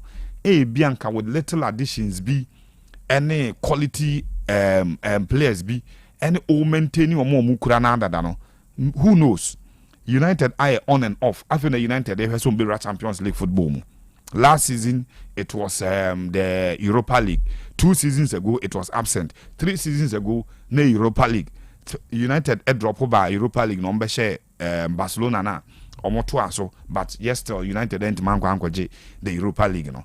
And all her team to say Liverpool, the last 4 seasons, they've been very consistent. Just that Omuwini the title, no, our Champions League. You know. So for me, can this growing concern of managers in the Premier League, you know, a bit to us because a lot of the managers are almost their young managers, ever clubs, produce results, you know, who feel say are they up to them. In ending it. You cry so bufu and say, Iriola. Tamana Semenyo sales no one sense ebano. Also was not happy because Vamov and so Tom play second case if you say call Liverpool. Yeah. And a Hoysen so be call Madrid. Then one Bakuzo call PSG defender bino. Zabrani and so on. and some of us Senesi quite a no honor. Oh, I defender be only hoist in the netball. So they left together. So on PSG, central defender. Okay. And that's a man so as a free team no doko. And these are coaches they are not happy because munim say adwuma no onim woni tirim no. The aka e materials are the be man. Don't mean to be man. Now we say to do on one build it on them and we be improve them. I'm my quality players no. We say to two omo the free more. The managers were not happy, and that is why I started by saying say the moment a managers need be pay clubs in performance no imagine say club and transform it overnight. It in Madrid Manchester United talk nanka club no so ato sa no imagine yomo ka Chelsea talk nanko no so ato yeah the dini Ilya Zabrani okay. Aye. On a hoist in an airball, and they left together 2025 year. Nanka one maintaining that status no the Ama club. Now all manager no so no dream say ebia ne o coach Bamoff. But all he say in the next 3 years when nya Chelsea adwuma ebia benya Man U and ebia betima konya Real Madrid and Barcelona adwuma because Alonso started ni enim say sa ne Madrid adwuma na ebe bantem pa. Just 2 seasons with club your friend Leverkusen and Orlando Madrid adwuma. Yehu ayidie Graham Potter Orlando Chelsea adwuma kona pa na nsaka. It managers no will continue to be frustrated with the trend and I say those scenarios now start with Premier League and say unya 1 2 3 results and I say 1 2 seasons be epejape na yakoda a banter between wo and your board because you expect say team na better a big status club. Not a big club, but when you say status, and say, baby, I think a big boys have on any opportunity. I call here Crystal Palace. Win FA Cup, name fluke. Sitting on the ball final. We know FA Cup, and they would want to compete at that level. I'm sure. Say clubs, be a few coaches, and to me making the same statement. At United, I'm not sure coaches can make that statement, especially the last 2 managers before Carrick. That is Erik ten Hag and Papa friend Ruben Amorim. The players you ask for, they will be brought to you. And now, mana similar quality or similar characteristics of such players will be produced to you. Another manager may assure say over the season, and a season so when losing a juma, obe feel the same heat Eddie Howe. Because market and also the rumors around Newcastle players now. United are interested in Sandro Tonali. United are interested in Godin. Bruno Guimaraes is one of the targets for all top clubs in Europe. Injury no na sa man speculations say rumors na form kakra. Or recover back no be very good ending to the season. And now see started World Cup no fit to play for Brazil. No kunya very good performance or those conversations will come again. And imagine Eddie Howe no lusu ebia Godin Guimaraes no lusu a yaka Sandro Tonali. I'm sure say bad thing Eddie Amano say sesi akwabebi what they Newcastle no. So when lusu na juma no nya kwan stay up because I qualify for the Champions League knockout phase. He's playing against Barcelona in midweek. And on the Barcelona mate Maka say almost a 50-50 affair and maybe 55-45 because Barcelona non sheda MPJ our Champions League this season. Oh, but threat against Club Brugge and results no money our league phase no. Newcastle a bit more fancy chances against Barcelona. Eddie Howe a bit more the next manager also a bit more searcher and say actually on the board. But since Candy says our coaches they have to understand. So United and United ton key players and almost replace it with the same quality. You can complain, but Spurs, Crystal Palace, Villa, normally these guys, these teams to say feeder clubs, and especially with financial fair play rule in the idea. Revenues are United be command, Chelsea be command, City be command, Arsenal be commanding. Such teams ain't mean commanding. And in most cases, some of them they have to sell big to balance the books. The small difference, women say, those times those clubs were accepting to be feeder clubs or a smaller club. Now you go in for managers or big clout around him. So he will not accept say me feeder club into Tommy players no kona me performance no. Tina make supporters in their minds will not accept say Villa aba Champions League football. They are torn player into supporters not there to say whatever conference league and normal. They will not accept it. They always want managers to be building on the performance or the status of the club. But that is why it creates a banter between more managers on board and then supporters and board no directly. It is a scandi. Assembly simple. Eddie Howe and Glasner say and Unai Emery. Unai Emery with them for now. Unai Emery cry. We had the chance to be at Arsenal. Say went me and deliver. Hey, for the first time in so many years, so the Arsenal could Europa League final and a Chelsea share no. Obi and he was asking for few additions to compete. Oh, ne say any last season say Amorim the United co Europa League final. No, once my side say Manchester United job no maybe two coaches they may not be part of these complaints because they had men at their disposal and went man ejuma. Agreed. But no Unai Emery after Arsenal job no obefa Villa or call a Villarreal by no ebefa Arsenal a Villa job. Clearly who said there's a progression, there's a pattern. Maintain his place for him or build on players because omo the believe say managers no more coaches are top clubs in chain it is all say Gini players ya kwaka omo ho and na man nipa cry better and the opportunities for Belland a big job no na eba form inti na big coaches no because ye here say Villa Belgium Champions League and san who what Unai Emery can do. Glasner actually something with Crystal Palace. Yeah. All these guys or actually something. But no kure women say baby omo no. Such clubs they can try to hold on to quality no enye ye. Especially when the big guys come calling. Absolutely. When Liverpool call say omo compare Ishak. Newcastle for tried ombe bia player no kra tietua. And okọ no mkofa Nick Votamada beshi mu na afi no kra nche down fay. Enti such clubs no na sometimes no enye se omo pese omo nton ko awo.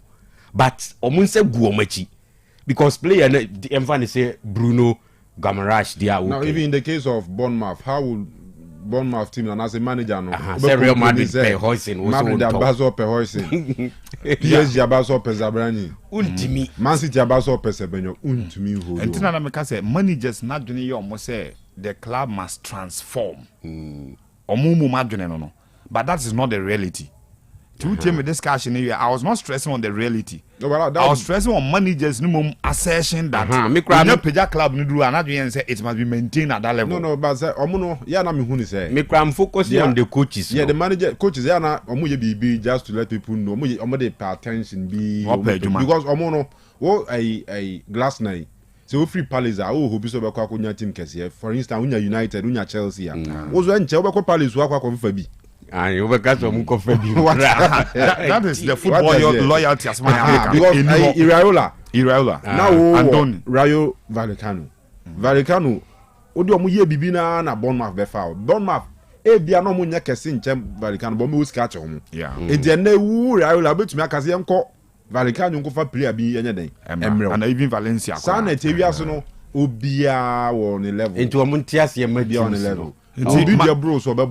So my discussion was centered on the managers facing the irrationality of being realistic. Omo realistic. Omo ye irrational because na dwe say my page team na bedru be Manchester and Liverpool mu no. Help me to be there by either giving me players or maintaining my players for me. But the reality in football is say player no kwa wo say on tena no. Enye the target ne club na wo coaching there. He want to move on. Yeah. And that is why sa banta no any scenario ni creating the premier and ebe koso anyway ebe koso inyai even see na ye nto adwumade no so ye ba be discuss Ghana League by ebe fa Dr. Muzu as usual na ye tie nkoma e wo ho no ansa. Otec 102.9 FM, the pride of Ashanti. Otec 102.9 FM, the pride of Ashanti. Kanu obi oni bet twabia onpa amuzu galkwensi ni nchen. Amuzu garlic yi also na. And yes, say you also. Can be forced obedi bet back or never be pressure do. Me invest me trebi into the America. What you say? Aha. Me trebi into the America. Even abo kraka wangu a wotwen. The nyina abo. What you say? Ni nyina abo ka last month. Last month we go bet 3 goals, 2 abo. Aka one. Check pressure. Anytime was last one in the bono. A boy had watched a Gary. Rebecca said, Doc, you okay? The ass any book move. Yes, Titi for a motor book and I bet in my. It didn't even know how. It would even know. Omufan Jose. Betting causes what? High blood pressure. No credit. The same party no credit. So betting the American as you are betting the boys no crew. Can be so Becca said, Dog, you okay? Any book and I said, research is true. Me say, Satamo. Even if you vet you could about 2 years ago, you go through dying. Okay, you don't know why you too swam. It's the war phones now. Yeah. It was a meal pass one a winning. Ura ho pass one a woman who say fear Obianya. That's woman. Yeah. Obia Casem, when he be out of you, that's never cause of tribunal. One a winning. And yes, I can't ask a friend. I just can't ask you. Beskana ko bedi na kafra we nya no ene ha dwen kakra so ulusu better enye osika nya no potential win no ulusu kan nya no ene ha dwen enya man yu anka 80,000 de saudi tensi de pa hihye bo wanya bet 2,000 no si ahye enya tensi na ahye o 2,000 na ka team akwa zero no ona ya no wo intimisraw tried and tested obi o twa bet bia hu se bi obi pressure na ekosoro misraw Pamuzu garlic fancy unchain. Wow, Traviata crowd your massa, she na wonom.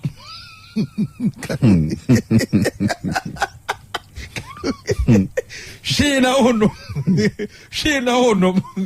Secaswa played it. She was at what Fabianum. Mecani bedia agrobet. What I'm telling you is reality. The American a fact. The American evidence based. What do you say, me boy? Before so be sharp you can ask no check pressure answer. 2 years sounds one watch okay. Yeah, before say it was said here the American no create to do Mr. We are no free horns wa. We will be a friends we did anajo. The nature of job out enya de we did ntem da. Enya de obedru fie ntem campus we did ntem enzi. Yeah. Nipa so be didi. Yeah. Kanu ti fa be yem friends uti fa to make fan na. Okay. Ya make de bia de accommodate na ho de mo pa we di me we so pin da kama. Be ka say twasan kan e pedidi a don hwe mi ensan ko 9 to so ansa na wada. But o hwe time na odidi en nya de a obetimi atwen sa don hwe mi ensan don hwe 9 no asa wetimi ada.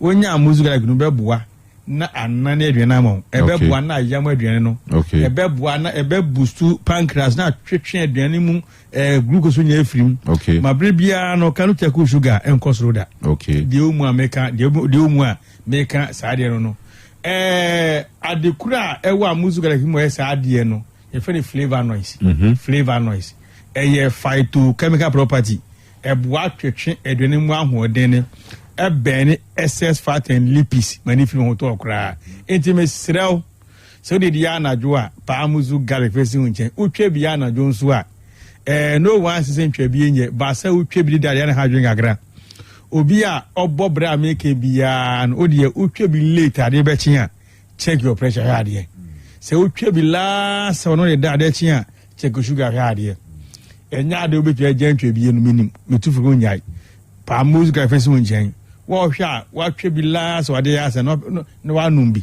ebeboa ma se bisrade anwa ewo insam nyina betwe nyina ago se ba se uwi bi su nu bi su a ebe digest ebe bene betwe mu fati na efiri menko for how be de ben emrew enti adwuma ba ko a esen ka amuzu garlic amede ka ho emamu no na amuzu garlic no e de ko Otec no ehu alison ene selemium na alison ho fa so pa ne se boa mamoje die fusane pa akọ bema no bo kan say the presence of alison na amuzu garlic improves blood circulation on the male sex organ enti de otiemia owo esiche yare na so boja abroso wa nu bo India na modra humachi on tin be ma ne nka no onu ma muzu garlic bitters de ka no say any don erection hu bi da say me ma ka say ya da no pa ye tie be ma nka no hu etu sisi mu ka say mo janet mi nia akonia be ya nko be ma no hu a erection e ma with allicin which is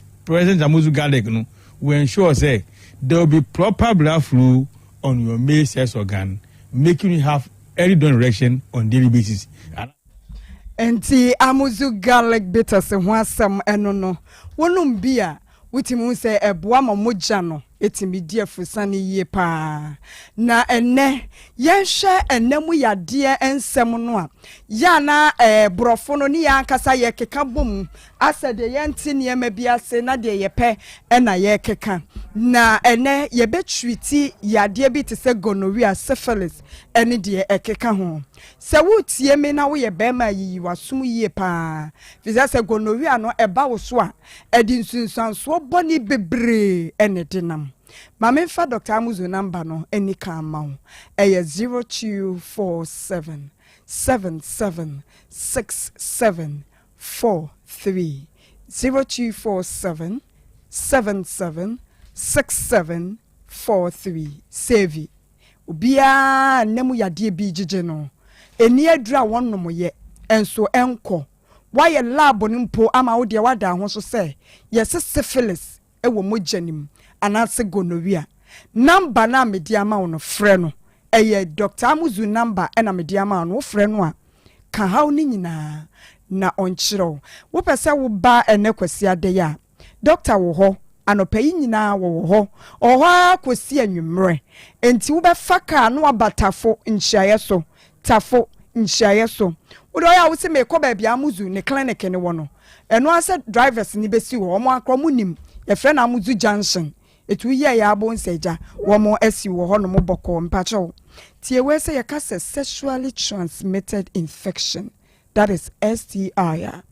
Eche say oba be ma bi hia wo ana be ma wo hia tumpula kuku bia na ne ho ofe ne tro ene sede na nim wasi ayafa just say eye ani wa fe na wo frɛ no say mo akompa so akodi akatima kapenya goro ebia saa bre no ana agoro ne koso na ba ko bi wo mo awa bi wo be hu anu odi ama obaako se free bema no odi bema oba efri oba ne ho so so odi bema bema no enti saa mmoawa no eno ne infection no yeso wa ye infected ba ko ye infected obi ama obi mmoawa na saa mmoawa no ebetimi amba se ebia na ye bacteria ye fungi anase empo viruses mpo afehwe we aboa no abetena nipadua nim afe de wabenya gina bia wabenya tena bia bi ewo nipadua nim wa check akra eti afe de hwesa aboa yi abaako de ma abaako no afe de abewo aba benya yade eti afe de free infection no abeye disease eti ano so ye kasa abrofo na ye say eye sexually transmitted diseases you say the free infection no free STI aba beye STDs eti sa yade no ye body mani ye ye say eye gono eye syphilis ana chlamydia ana ye candida bacteria infections bia na fe ya boya de ni din amana ye medofo sa brofo mienu ya ma kire wase yare wani nti ena me wofia na me ba se me be kanfo Dr. Amuzu aduro bia waya masa amwa wana ede yade ba ye nipadua mu no waye se emetu ase na me ye fa hodie sa eduro no ni din de Amuzu P heba mixture bodina mdie Amuzu P heba mixture. Last one Amuzu P heba mixture oto a to 9 se to say to 4 eye gono to 4 eye syphilis to 4 kai se baby a wunya yade ni free ye no e wose mo bom ho ban enu nti se wo hwe na se wo benum adura mo atenka na be sori nti wutimi mo ho ban ya ene obetwe ho afiri ni ema bi ho se wo be hye anadwo kwan kroso katabo mu bo ha enu ye kan se condom no na wo dia prevent anya sa wo be ma ho bosome se gonorrhea bia de how bia breme syphilis bi de wo how bia betena me so me do fo wo se me tu ase enti bosome de ha me nwam because wo to aduro ni say 4 na wo to any week bia wo se wo hwe se wo be no to abaako awie etu bepe abele cap no wo sori anopa na wahwie ne ma na wanom ni wom anwumere na wa repeat wo sha asie se wo nom Dr. Amuzu enam yade aduro na wo ni nkatie ni nkunuma wo betwe ho afiri ho na wo twe ho so afiri na ho eno de eye wo sha doctor se yanka nkire mo fi se ye treat na asa akọ ho na asa akọ triple yare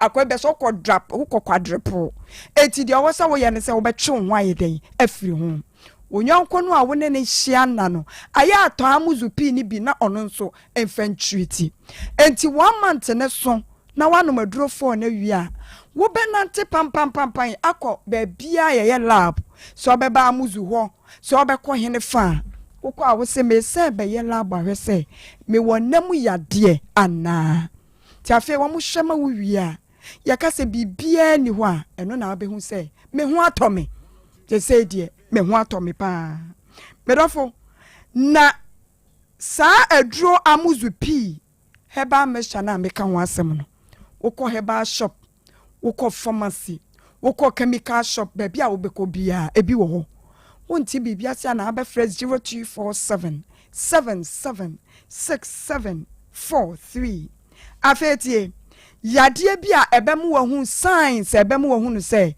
ene na gono no menya bi 1 jonso ya na fe be ama pa kra ye se wokwadwo sokote wanko na wa fe ne sese ya ye nanimu basa te se de wawe paracetamol ne se wo so sa te se ayire mo wadan ya wo se ne be mamu tuwe tutu no Johnson na wokọ Johnson no ne black mamba no ebuka ne se pe emu jana nkasa ne black mamba ni mututu no emuka ne pepe me do foi wo hia Amuzu pi heba mesha afi wo benya low performance e wo mpa so low performance in bed be ma na ke yanim wo se wo so be mu a jesu ofa ne pieto hye ne tidwane ni wura kura fisa ne to ho because said eniema afa na ni so le fa na numa kanese atutu be me bo ne ho mode ne ho ode yankasa afi de be wo benya agono ya 3 seconds na bra pepiego no obo on ma 4 play ni kura kwaso no wan sha de ni mu ye kura na eso ne agufom enti se wo ye be ma wo jeje mu ntentabu mensem wo mpaso no sese akofom a wo hia Amuzu pi heba mesha eno na ade a chance ama no wo mayesem so nya agoro no ayere suspect ai no eso ohia wo ba wo mpaso na ohu abeg because wo ntwatewu e wo mpaso wo hia Amuzu pi heba mesha no bi efise eboa ma wo mensem utimi di sa ahoma bi no aye friend se nsuro gya no eboa male vitality eboa bo wo jonso sem ho ban be ma bia wo prostate wunya ha wo mu no wono Amuzu pi ni bia nsroja no ebebo ho ban eboa yi nkeka ye etchen efiri ho ebia na ade na ye syphilis gise nsu anka ho wo bitimi dwi ne ho saa na ne ho nam nyina bobo ntampia onti ase wote medie se mi kodware mpo na mi wuo enye nso enye hwe syphilis mo wa no ate atia pia ade agu ne ho wote ase de nkukodwie bi ene na me wanya nkukodwie eye syphilis mo wa no say de ensa no kra ba visible ama wahu no wo se wo black mamba ne ho aguse prekese na sesensa ho pa pay mesrawo nom Amuzu pi enkomo janim na nshin sansa na agu black mamba no oba bi sre be ma chese oba bo a chese yanka me ma asem otifi oba sra ma ne so yi ice block meanwhile wonso hwe we engine capacity ni ma onsen san ketengeti bi na se de mu keka wo wutimi dwum saa na ahonhono te se waduro to wonso wo ka ho wo hia Amuzu pi heba meshani bi ebeboa yi san keka ye no afiri wa ma wo ho ato na samwa wa no aye ka na asem no wo fo wani kro wei ehu sa aboa yi woni ho gise emfidie ewiase ha ne Ghana ha nyina sa wo pe heba clinica washeda kwa kra mfidie mu apatare na mfidie no odi bai sense ye complicated ntino wasa akwafa wo bi wo mo ye specialist wo mu nim mfidie no operate en wo mu operate wo pe ba bi mfidie wa eya Amuzu heba clinic afidie no nko fie mawo wote wona tro results na akoma doctor ebe chire amaye hu se eye boa wei ena diaba na enya yes se kra wo nipadua nim ebe ma ye conk results eti eba se ma doctor hunu enuro no se de obeyiyi ne haban no afa edi amawo aya me se bra clinic wo hwe wo de oba as doctor yes se mfidie bi awo ma me hwe bi na yenya wo jonso kakra bi yenya moja kakra bi nya niema kakra bi a eyi bibia ekoso nipadua nim e de kire ye wotafo nhia so Amuzu Junction wo fro Kanu a Sanraga Junction a wo say mesi wo Amuzu Junction wo mo kotafo no wo fu wo bola ho ha wo mo kofo ma asesa ba wo mo kofa Moro market wo say mesi wo Amuzu Junction Ghana ha mantam ni nyina ye dunsia mantam bi wo kra ye biebie tutu ne tretre e wo ho kononwo enkoko oboase ye bia bie sunyane enkran kire se edo so kofori dua ene de keka ho medofo watsem nyina ne se me pese me nom Dr. Amuzu nuro ni bi na eye gonowi ade me ma rest assured ene se nom Amuzu P heba mesha ebetu asie within 1 month pe ama ho ato enko sorosoro yade no aduobo wa wonom ana yade no kra wo soro no eti na doctor edi enhyehyɛ ya to ho se wonom ato 4 wokɔ heba shop ati be pa Amuzu P4 na wasem nyina ne se 4 na amotoye no week bia wonom ba ko awie na wunwam ye enu de wɔte yɛ nkankyerɛw jama ha ban wom sa oyo ba wonom a wo wa ase de ofili ani wo ya ba man so a wonom a ne de binya wo ba bia nka medwam eso doctor se show ho so because ye jama ha ba no na ye wo sa no to obu ase a na no mabosome ni nsi wo wi a sa kwaye lab enhyehyɛ na no no very simple wo kwaye lab ne ye ka kire wo se afede yade ne kwa no de ha wo pa fa ne se press obia no ni asem anopa wi a enwumira wo koda fa ne don eka ho obia no ni asem de yan so sisi mu oden wo bebo adwuma adre wo benom amannam yade bacteria vaginosis hamma gonorrhea hamma ne memma syphilis hamma ne ma ni nyina Amuzu P aba abetu ase de amayen numbi be ma wonte hwe kra wate se sa wonum Amuzu P na wo de bo wo prostate ho ban sa wonum Amuzu P na wo be ma na nka wo da sode anopa wonte ne nka no afedi ebewure nchen na peja ni mu asa kutre pompoli bia wata da ho ma ache no no abisa Kofi papa how are you no we say yes me be memu a we ade na peja ni mu yi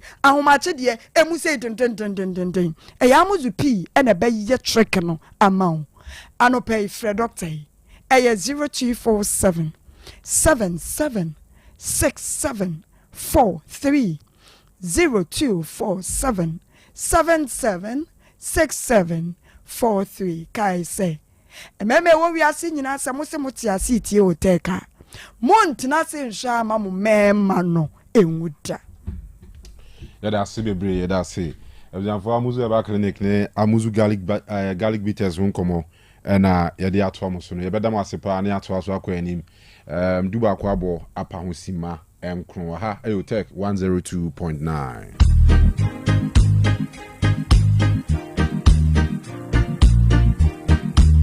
Line ho,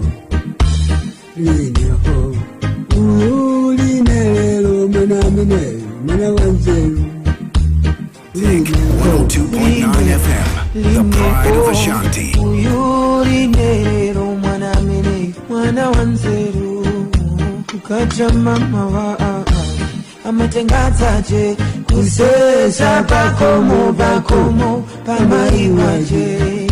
Kukacha mama early morning amatengazaje kusesa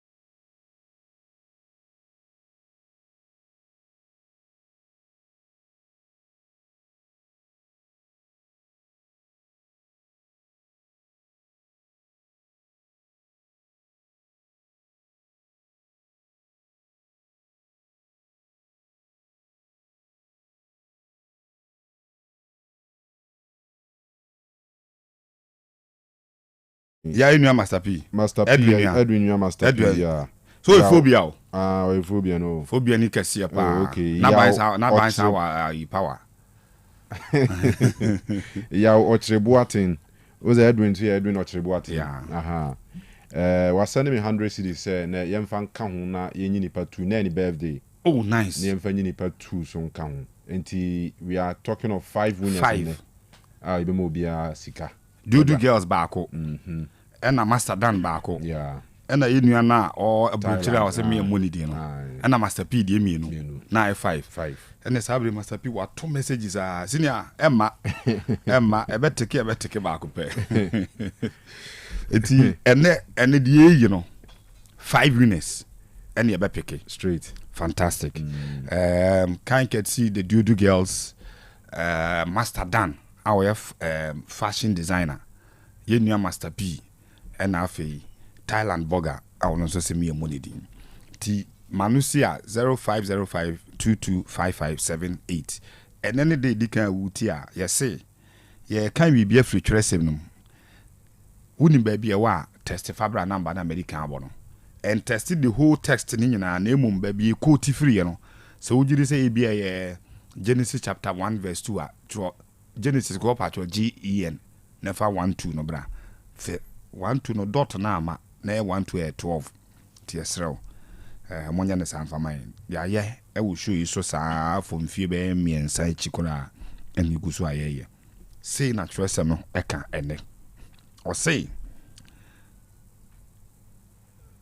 na mohwe de o sha atade fefe no na mo aka say wo de tena de eye ha na mo aka kire ohiani no say wo de gina no ho ana say tena menan ase dwai ho ha mi susu biem na mo hwe de o hye atade fefe no na mo aka say wo de tena de eye ha na mo aka kire ohiani no say wo de gina no ho ana say tena menan ase dwa ho ha we e wo he e wo twere sem no just one verse but the story on story minim story na pa yeah man here for akotena here for branya no entina me ka dia hye onkran se no obi e ma treatment bi a enye te se won first person will receive and almost certain and natural within every human institution and society says na beba ebi mbenya a top place ebi mbenya lower place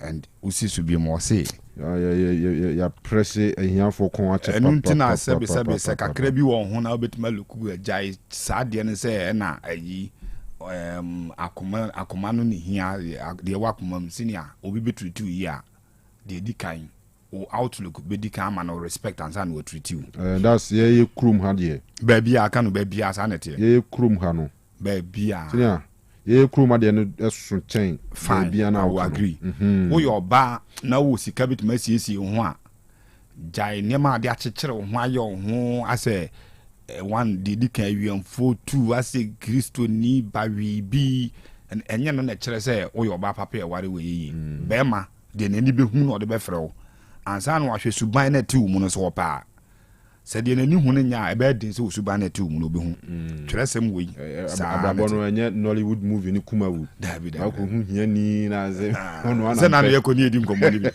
si na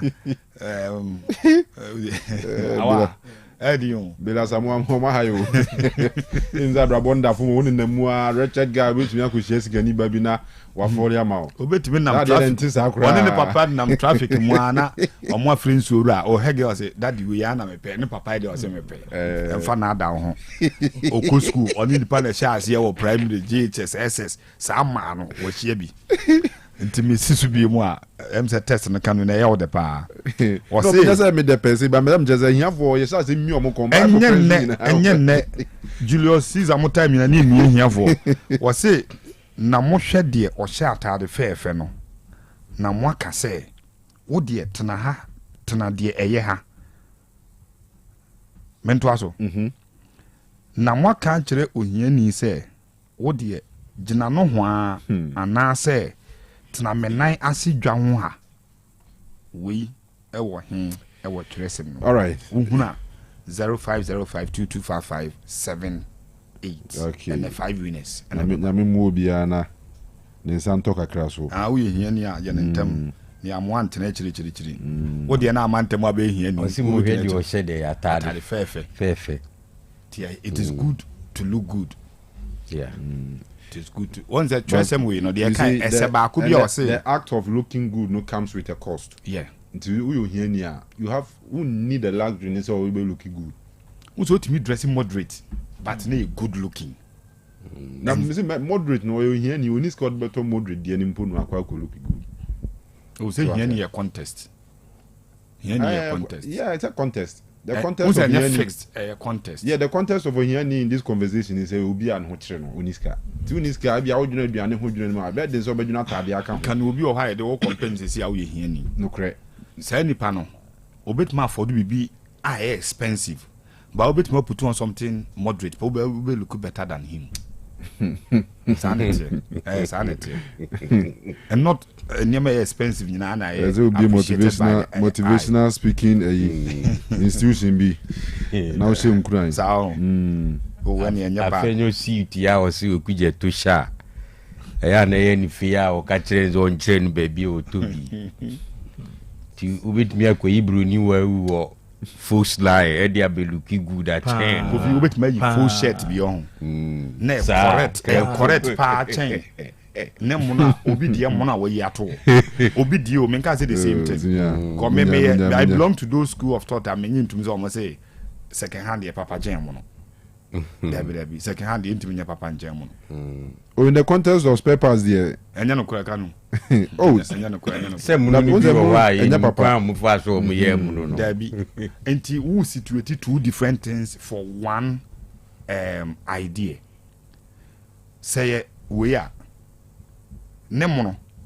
enu obi ayi so e second hand no tie de ne mono beto antu second hand ne ye mono e papa chain no but you yeah in the contest of spare parts now ye can say e be bit make say koto fuel pump no obi be kwa magazine wanya second hand e free e de broni ni ye two can more original no oba konya ne second hand magazine yeah obi so be ko no wanya mono e free Nigeria ne ba ye twitwa na bi okuta woni ade o wodi say mu na 3 days ba ya mono wodi say mu 3 days na sa enu ntina me say in this contest no second hand we no papa chemo enya no kore because what situated two different things sa de mono na broni ne yetum na ase no and it's a statement no there be second hand de papa chemo no you cannot compare and at all times so there be it should be at all times there be at all times even who kona ukoto ade no magazine na baby akra omukra omo time no mutimi kire omu say o me pa de nti I recommend second hand e de amawuni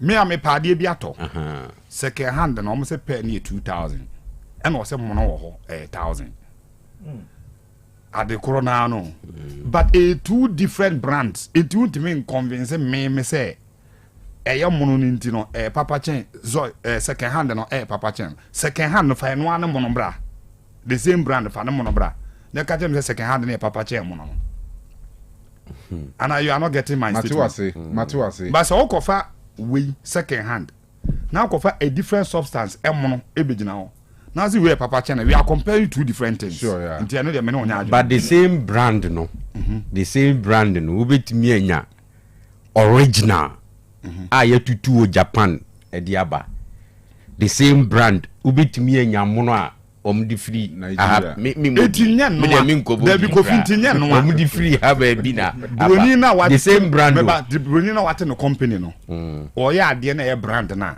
pe nti utimi kam say we brand no mono no from imitation enye no that is what I want to say. I see imitation enye de ehwe na okay the monza na some more bomb de awie on bono enra yani ni wadu bi inshallah na yes ye bo 11 okay yes original derby yeah afidi ase dubi ase o my quiet o omo form name good place o omo form name more experience place pa we omo place na Kanu last season boy pa last season omo boy 2 seasons ago na no per qualification no ndio mjima basake no ndio mwanya na basake nyaye no last week kofiti ya ono betwa me afọ we take strong exception to that mjima basake no those from Basake Holy Stars COVID here, all over cheer me up.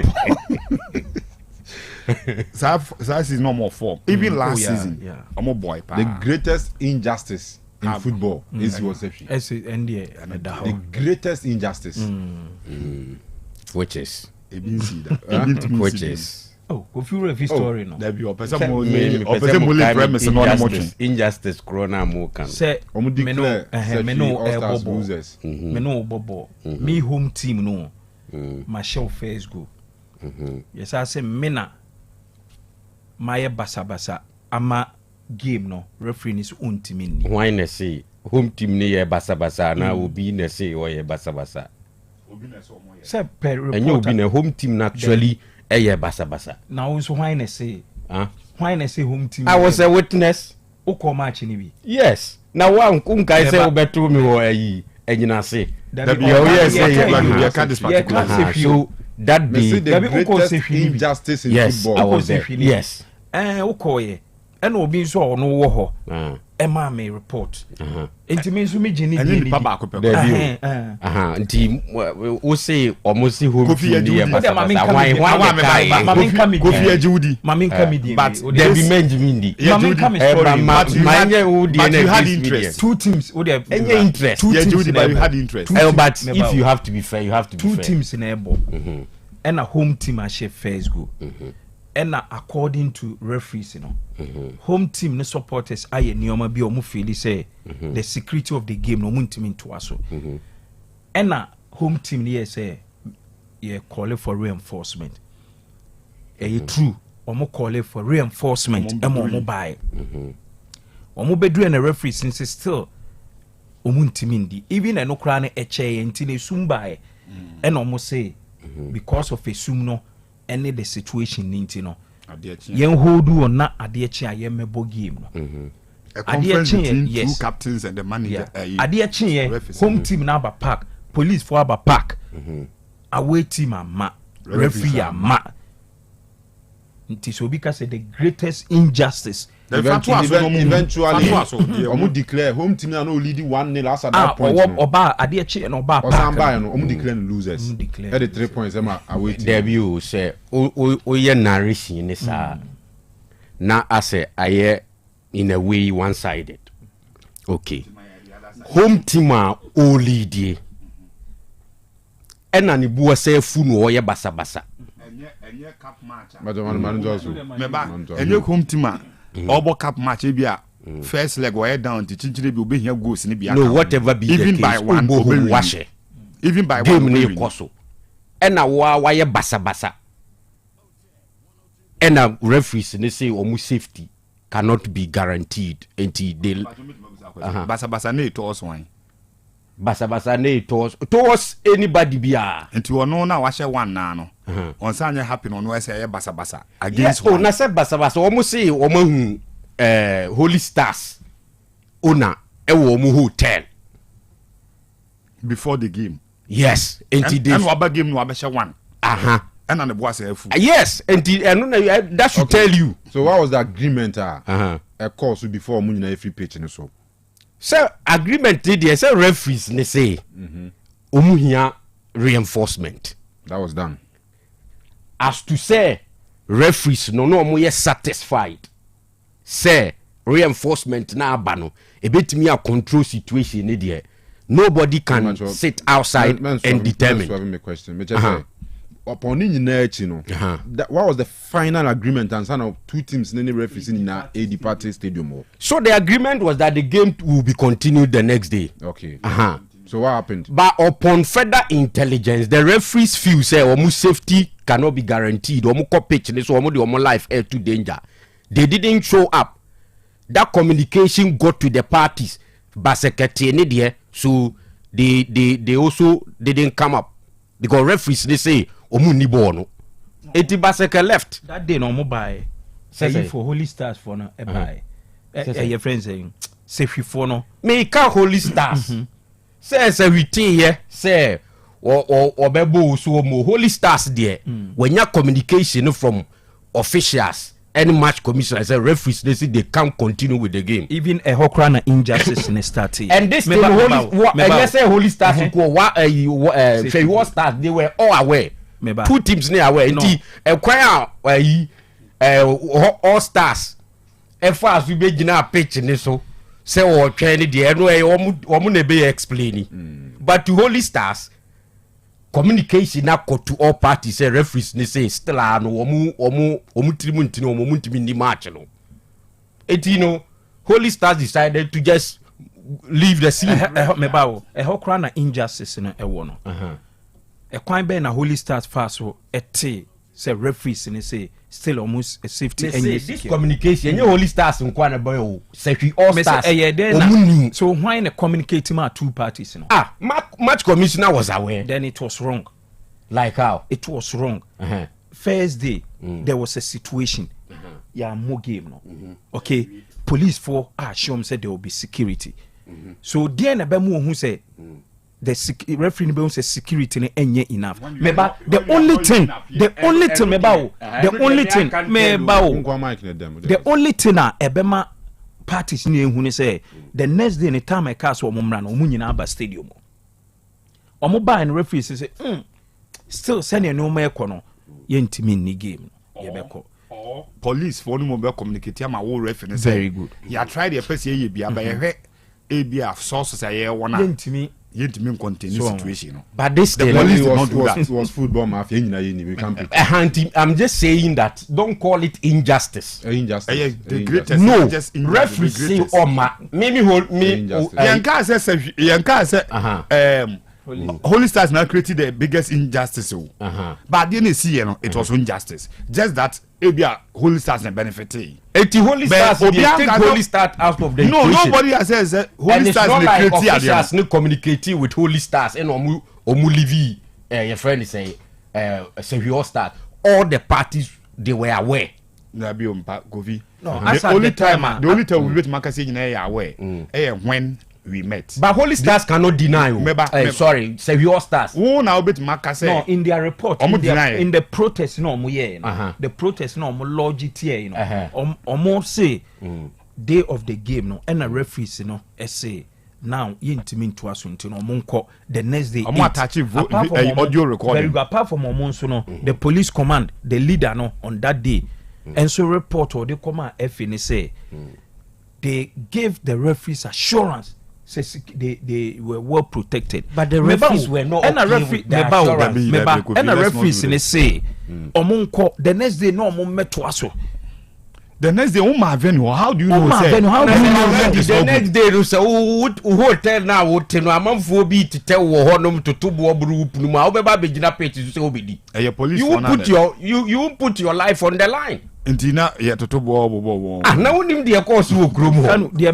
na nke be ma na justice ni say referees na ma two teams ne buy meba say we all stars were meba omo sheda no mo ba park two teams no create the narrative two teams no ye de ya ba omo na ama two teams no aba park ne so wo de emfa say referee ne feel say onye secure da ono na adwane ko na two teams na aba ebia two team report to you know yes referees ni ho into obi ankofie na wo de wo referee no communicate ama we team no ma mo adwane sa na adwono kofie so referees no kra wo dwen said the next day na referees no okru mo they were not there no they na what say sika ni nkonti be wu na mi dwane akope be bia akosha wo say mi megina ho the next day kofi debi o now say scandi say mo de mu kokoko ada venus Jacobi wallahi taalahi obi anka say obi da wo de kuro bi mama ade achi no kura no usuru guje mu ana ade achi no kure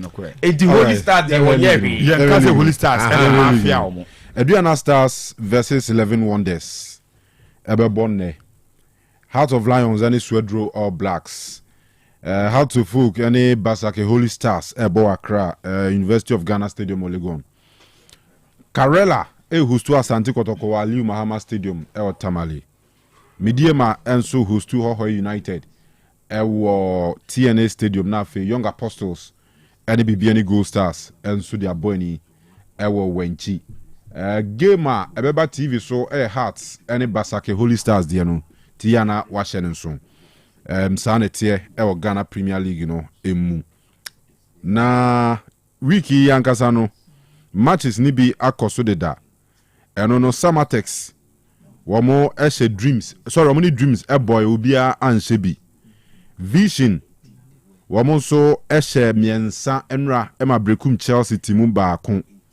ɛna nations ananoada wɔn twa Bechem United ɛka mmiɛnsa Bechem United for no ante na ɛsɛ Bechem for on the same day no wɔn lose 2 matches because wɔn other team na wɔn de call bibi any call anniversary match against Gold Stars no and so wɔn lose 1-0 to a Vincent Atinga penalty nti Bechem Friday baako defeat mienu na ɛsɛ team baako nkugo bebree ba ne nyina no na yɛ in the interest of the club say Omebo League no na afei wɔn asan kɔbɔ saa anniversary cup no so apɛ kakra ɛde ato team no coffers mu nti sanete all right so ɛna fixtures ni biem How to Folk versus Basake Holy Stars Aduana Stars versus 11 Wonders Karela any Asante Kotoko Young Apostles any Gold Stars Midiema any Hoho United Nafe Heart of Lions El Kwando Wamone Swedro All Blacks and so they are 10 times so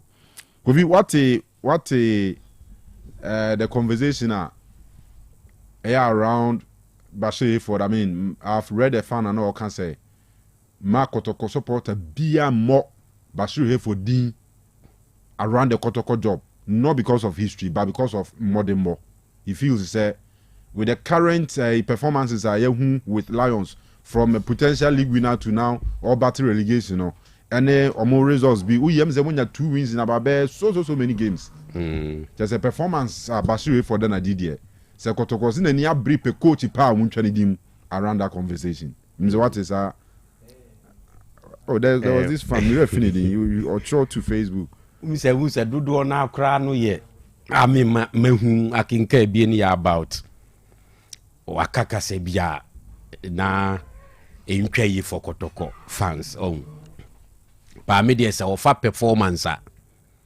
na ode no ye nyina so I would disagree on any day because situation there what Lions no different from Kotoko. What I say? And no ma can their Lions beat me the amount their year jumano and to the Kotoko de Bemount. What I say? And I said the last time Anna Kotoko offer Mr. Karim Zito Amana Beye Kotoko Jume. Say no only dreams. League ni mu de nem koyi for be 2 seasons no more battle with relegation but there was the Africa omuko na abe the talk of town what I say but league ni pa dia na for be 2 seasons na dreams omo relegation it me hunu na omo enti menye sure say Sebastian Hayford be a candidate for the Kotoko job because of near why e wo Kwando but enumpo kra no so okeka bibia bom maybe obefo akpando the rescue mission any the following season baby odi omukodru ye na okeka bibia bom I don't think say generally with akade na ewo pando any club ni status no he's done bad intermediate I don't think say me ne yadwin the other side no me need back rob yadwin on 2 counts. Number 1, Bashir for the Inimno. I would me a rescue mission in our baby our Heart of Lions. No, Kofi the phrase now what I quote no. It doesn't take the frog. I say it doesn't take too long for the frog to jump out of a boiling water. Me that's so statement in the say if be our Heart of Lions and nama external factor be influence results na emanenya natural to you. I'm using the word natural because he be ana or this one do everything right. Maybe players or management or any decision be ana nama results na. But you for the minimum ko jump out of the Heart of Lions job no. Yehuno at Mediema. Yehuno at SC Ashanti Gold. Yehuno at Kotoko. And I see all Heart of Lions. And a Lions caneno cry. Lions caneno. But oh here can you offer so free Heart of Lions ejuman Kotoko ejumano. And I think Power FC so. Can offer so free Kotoko ejumano. Anytime can offer so free the then Ashanti Gold esi na adwuma no mu a menye sure say there's something more in quote enticing the standards or the beton chen water Heart of Lions, even if the water is getting too hot for him as a frog. So I want to accept say the results now on one more the money this our results neighbor. Not because he be the players be into omoka and he be a management and yet the so more the man. Because Bashir have for the minimum. So be in soon so as one man influence results and the man but wako. No menka say one can. But menka so now can. Say I'm not saying say it be a management nye bibi mano. Entina the results na kosa. My point is that Bashir here for the prove that not even with this Lions job. Yeah. 2. Currently, he is the only coach in the league. Yeah, boy, ni goalkeeper. So I retire from football. So they where to play Jano. Kofi Yamvan say goalkeeper into kwai club na ton. Because under Zito, Kotoko's best forward was sold. At the time I near close window or Ghana ha. Onim so won't make coffee bikura machine Kotoko 4-ton player no. But Kotoko had other options. Ehona member no. Etina me say Bashir for the minimum no. Say team environment na maninya results and kuwajai. Number 2. The Bashir for the year debi ano 8-minute justification why eso peke obi adwuma. The oguso awoye. And what they call back to discussion and I'm a foreigner. There are managers with limited personnel, that is players, and resources are compete against top boys, quality managers at the chairman. They're wired that idea. Nobody can dispute it. Say, apart from being the oldest manager in the league now, maybe he's also the most I don't want to use experience, but maybe the most efficient, because he's won the league. Experience, he's won experience by far. Yeah, he's won the league more times than any manager. Say Didi will admit say ni senior ni Didi aji league ni mienu with Kotoko. He say Samuel Bodu aji league na baako with Hasselfolk. Nuruddin, formerly of King Faisal, Amadu aji league na baako. Yeah. With Samatex. Yeah, with Samatex, yes.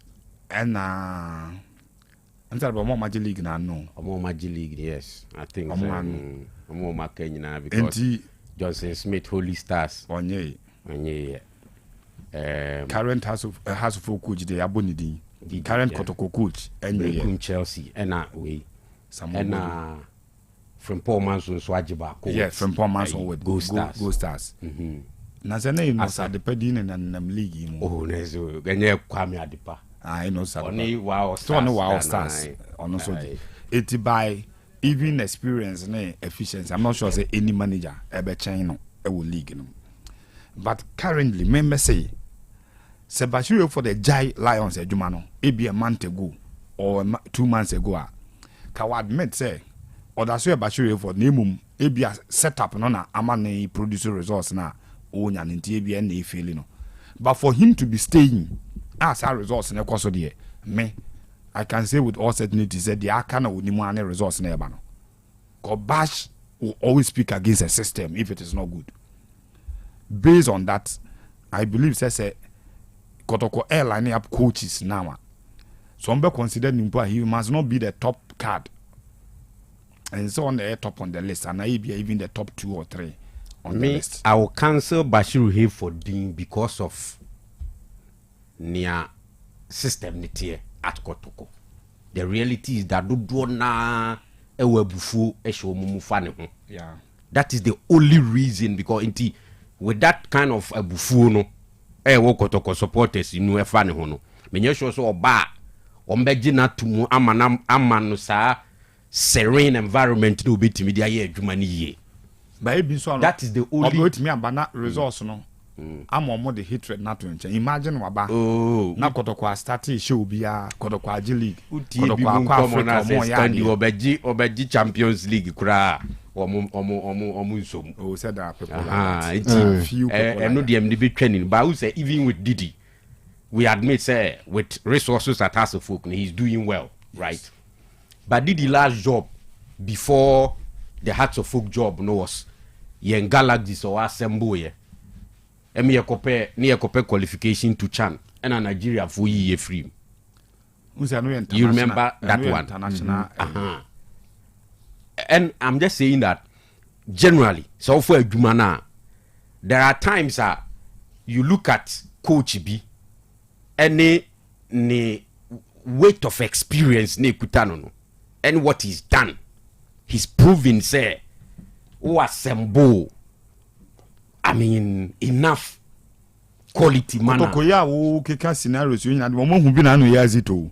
Omo the experience ne de why that no say Zito dia bedwura adwuma na gu. Zito experience it is fan to coach bash. It is so general experience so the cover bash bar. I believe it is not enough because say experience grow here. And at the last protocol appointment omo ye no. Omo dey we had what they dreams I no and I had dreams no na Africa na ye one of a bi league in media for 2 consecutive seasons. Net dreams a battle with relegation. Well, FA Cup committee news are confirming venues for the quarterfinals. Ebebasu FA Cup in Mafi 14th, 15th March. And I bass for much I say.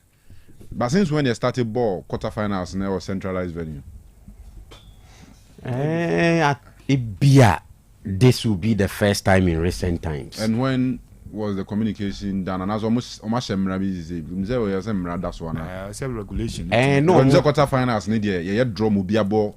Nedia ofie. The obo semi-finals na you say born one venue. But see then quarterfinals so be can. Okay, in mo am mati from Omono FA Cup committee you know, and the chairman and all of that about proximity. They believe say ne venue no much in America but me say centralized. Yeah, centralize the quarterfinals no so no. That be no mo share humra. Say ya centralize the quarterfinals no. You ko born of faako and you selected 2 venues be you be all 4 quarterfinal games ni na wo. Okay. Or say we hwe mu omo north aha no ene ye de omo akona na fosugi abo park no ena for no nsuko Cape Coast. But me them say last season anka we do another versus Techiman Liberty no me bono doma. Nations versus Bekum Chelsea because we are Brankesi. The other fixtures no see there. The other Dreams versus Heart of Lions because we Tuba. Now Atram Divisa versus Medium Atram for Gramboy. Say Legon. Omunne nam ho no. What? Enti afi the NDSA Dreams versus Heart of Lions. Any Atram Divisa versus Medium na ye bono Cape Coast. Chairman a voice wo di se ombi yama wa chiritrim he was senator. No, bit much man na make sense. But the question now can you say is it part of the regulation here they started competition say do why be bo ha. Okay, me too sure whether feed and almost the same with anyway it's sanity but semi-finals na ya no mo boni nyina wo one venue no. Yes. All right, the other set of games in Super Coast will be Bechem United and Bechem United for venue hall. Let's say Bechem Adriana Stars and Techiman Liberty and a Nations versus Bekum Chelsea mo boni nyina e will Bechem. Say mo menra league games no so na yen hwe. Yes, yes, so the one eto from the now league for this particular weekend here. Already on say Bechem for they are not too happy for results a club na produce this year. That decision, meaning how well they communicated to the supporters about 2 games na number on the same day now. Abefa this big defeat at the Amomo nations were brankets no. Few people be a minimum within the rank and file of their supporters no. And you too happy with the decision now management to take Tina Musa said minimum how well they communicated to the supporters. See you will league game. Club at a point this season the club no more battle relegation. Back last season. Say no more battle ne drew baby Bechem call. I think 10 or 12 games season no be answer mo. Another decision which a cost you pa. There is no signs about me the approve say ebi omo the full team ni nyina ba nations game maybe and come for 3 points no. But I think that decision will have to be watered down. I will be yepa through the supporters no. A lot of them are not too happy about it. For Kumasi Asante Kotoko game on become against Karela. Thursday di home komo ewa ha. Near can how Karela for ni bi asha to message and I say in quote I am pia. Ede ba say so more baby on befa points bi a hona nka ho. And the coach a friend Prince Owusu. Otiminya Olusu against Kotoko Ekofa win Eddie Free Young Apostle will win chi. Olusu against House of Oak. Olusu against House of Oak. Yeah. And call Young Apostle will win Chiko win here. No better na fee and on vision ebe ball draw. So in the last 3 games 9 points available on original bench wa coach no. Wama Kotoko 4 and Omolusu mu 5. And Omokobo against one of the teams are Omobo very good football. The entire we Kotokonia as a lower interest and as a expectation will game women say vision type of football no bon kura ball na da form ye piano while I hear Nuruddin Amadu ball biano the team at the ball top form a bobo a fair ball with so much intensity. The teams on my book Karela across many very good results. Eddie Karela no will admit say, oh, give me the boy and as a resource no, and about the other team on the side. Kotoko no. This season in particular, you will say teams almost keep born on the turf. No munya carriage a bobo ni bino. Most of them Kotoko struggle against them, even if Kotoko will win. Young Apostle ewu kumasi heya yehui.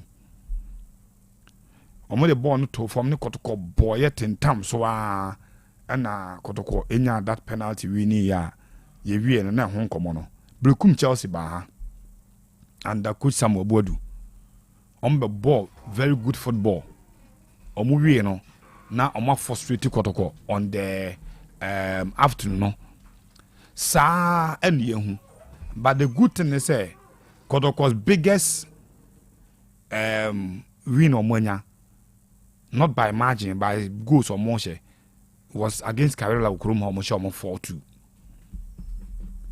It started. No, Bechem 6-0. Bechem. Yeah, Bechem 6, yes. So that game number against Karela Ukruma, we not pressure with team. So that time, now they were not scoring many. Now Kotoko share 4-2. So I say right after Africa, now Mokoba and Jigu Yanano. We need that game, no. And since then, Kotoko enya more convincing against opponent. Born at that form no mu pia no munimbo. Eduana starts about 2. Nini ye hunu kwanya omune Kotoko fa so ball no. If you're able to hold the ball and play with courage, utiminya bibi a wo against Kotoko. So against Kumasi Asante Kotoko, away a Karela neighbor home. I'm sure Kotoko will play under pressure and Omu knowing very well say in terms of the idea near hunu there. So the coach is Imi Nuruddin Nuruddin Amadu Ejuma Wayeno. There's a lot of evidence to it. Just say one Prince Usuno Gab a bit more them. It will be down to players in the park and so. Team started or bought this kind of football now to now resource at the time expectations higher. Can we the pressure back? And me sure say the just announced members of the board now. Nanu ye a free KCM by no. Some of them may travel with the team to get a first glance of how a team no more be anymore. A ball anyhow they set up and all that. And boys now Kotokono. A lot of these young players, any or more, a young first season with Kotokono. Who knows? Maybe this can even compound the pressure there. Board for number or more baby game no. Attention interest that may even affect the kind of player Ebia Kotoko ever done the DNA. So the amount this season about Kotoko I cannot be too sure that Kotoko befa 3 points against Karela. It may be a double chance Karela say so mumu be beshe game no beshe and that's a draw very likely for 2 teams no. Okay. another game I say easy pressure kakra or House of Folk so was game against Baseke Wawi. And so game no assign a P and House of Folk game plan ya complaining say has any time on benya courage to attack teams. Though the almost squad not to some of the teams are obit make case for House of Folk. But when they play, normally the ball not to form now you who our dance park.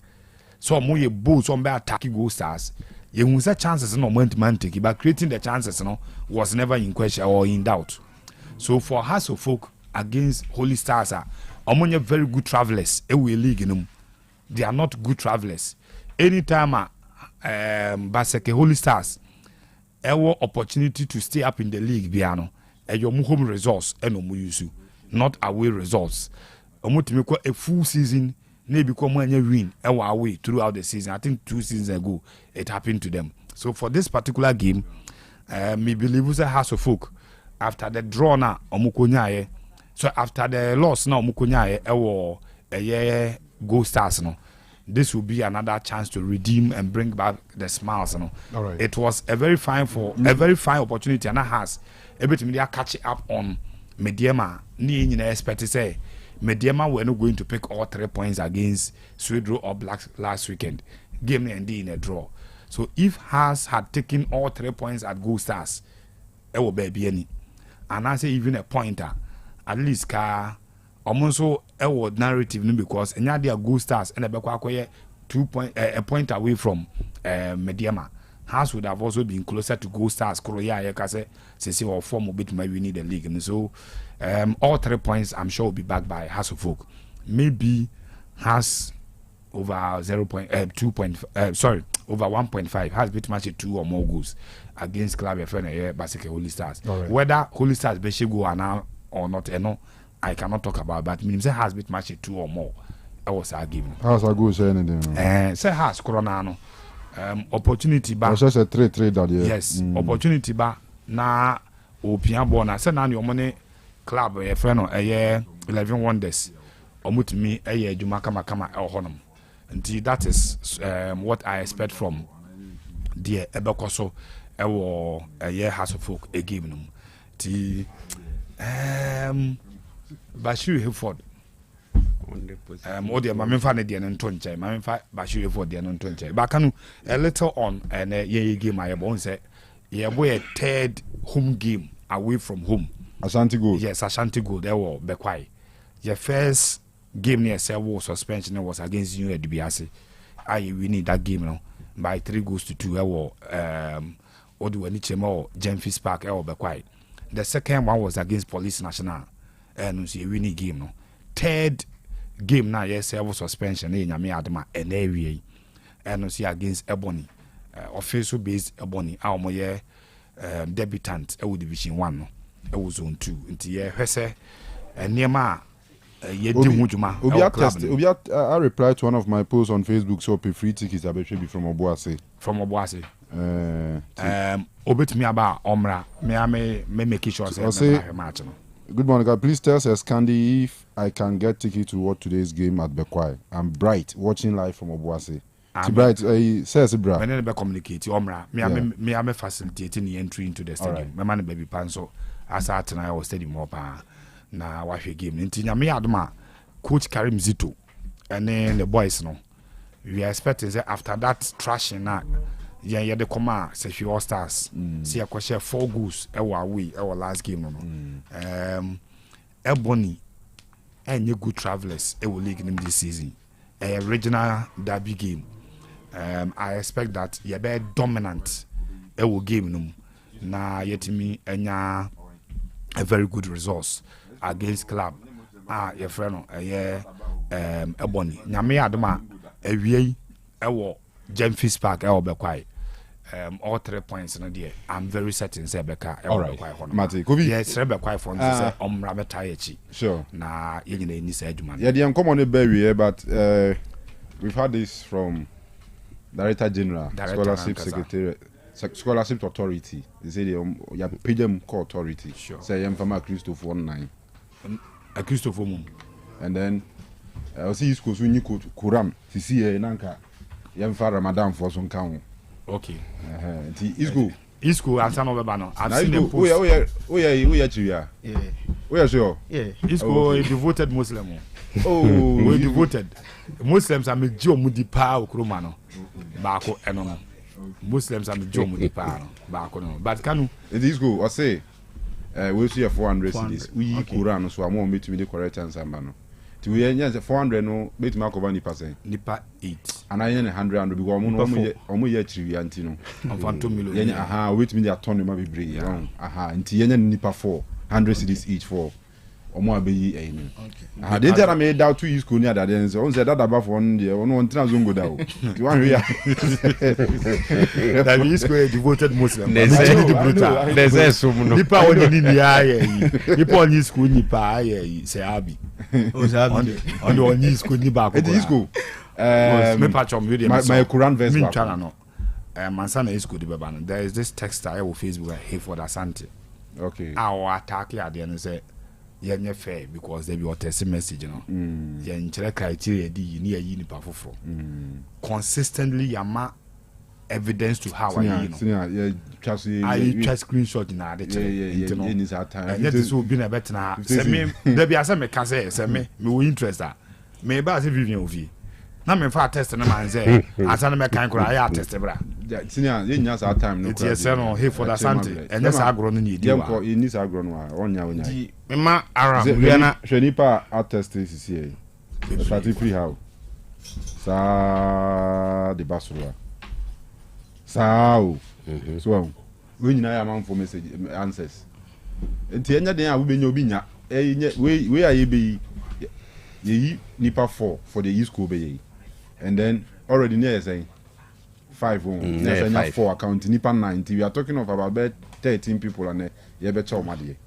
So I tell you. Enya den obi ani benya. And yes anete.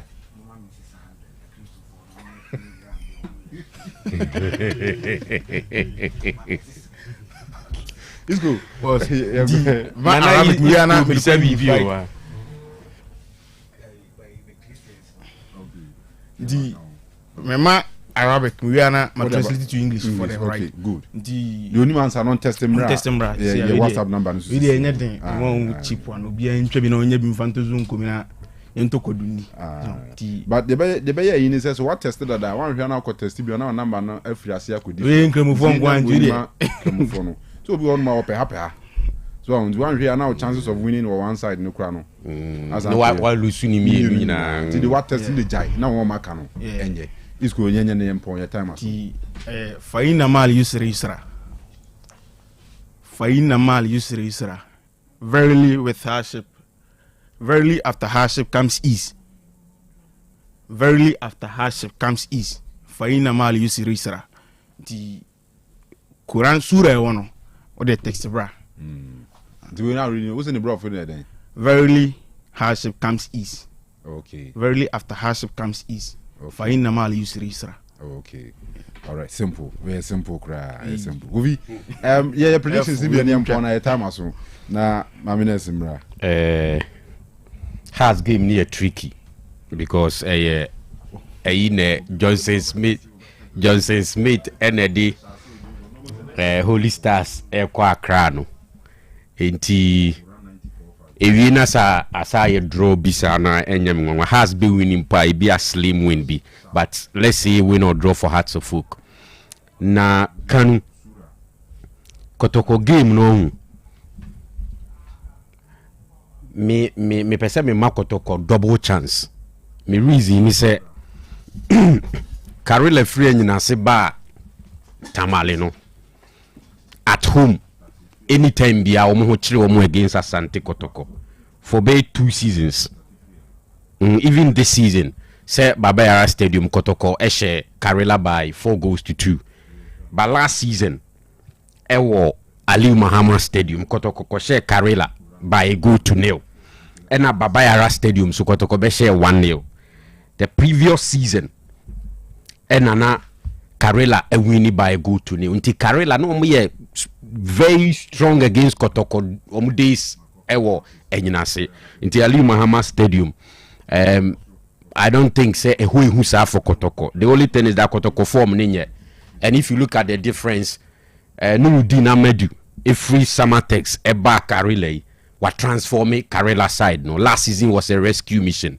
This season, almost the 7th, and between Karela and Asante Kotoko, just 4 points. Karela was 35 points, and Kotoko was 39. And the difference ain't that huge. I think say close to core. But if Kotoko can put up the same performance now, more the core young apostles before coming back at home, or more performance ne basa against Vision Media, I think they can manage a point. All right. Until there, fan is a win or draw for Karela United. Okay. All right. Right. The other games, Adriana, I expect them to beat 11 Wonders. I mean, Heart of Lions. Omo neye, omo chire omo All Blacks and so neye. And he is close, but win or draw for Heart of Lions. Mediema is going to beat Hoho United. Or we say for bet 3 games ni. Mediema ain't mean winning be draw. And at home against Hoho United, no, they know say Sisiano Go Stars a close points gap no. I'm not be so tight. And Mediema will beat Hoho United easily. Young Apostles at home against Go Stars. Go Stars are stronger. Until the Mediema Go Stars win or draw against Young Apostles. Apostles for consistent on and off. And with form now, Go Stars are picking. Who's the new manager by? And the story from FC Ashanti Good. Ebe deputize Marcus Smith. Yeah. Ashasi na enye smooth, but in the last 3, 4, 5 games, performance na attain a cry. Inti Go Stars are likely some pick a point or wench in there. Inti that'll be it. All right. Go be my team. That's inti once again. You're not you as a 4J. And then I see pa. Was I say you know Christopher Crimes and for being calm on inti. And a man for be Philippa, Director General of the Scholarship Authority, Ghana Scholarship Authority. We heavy brutal.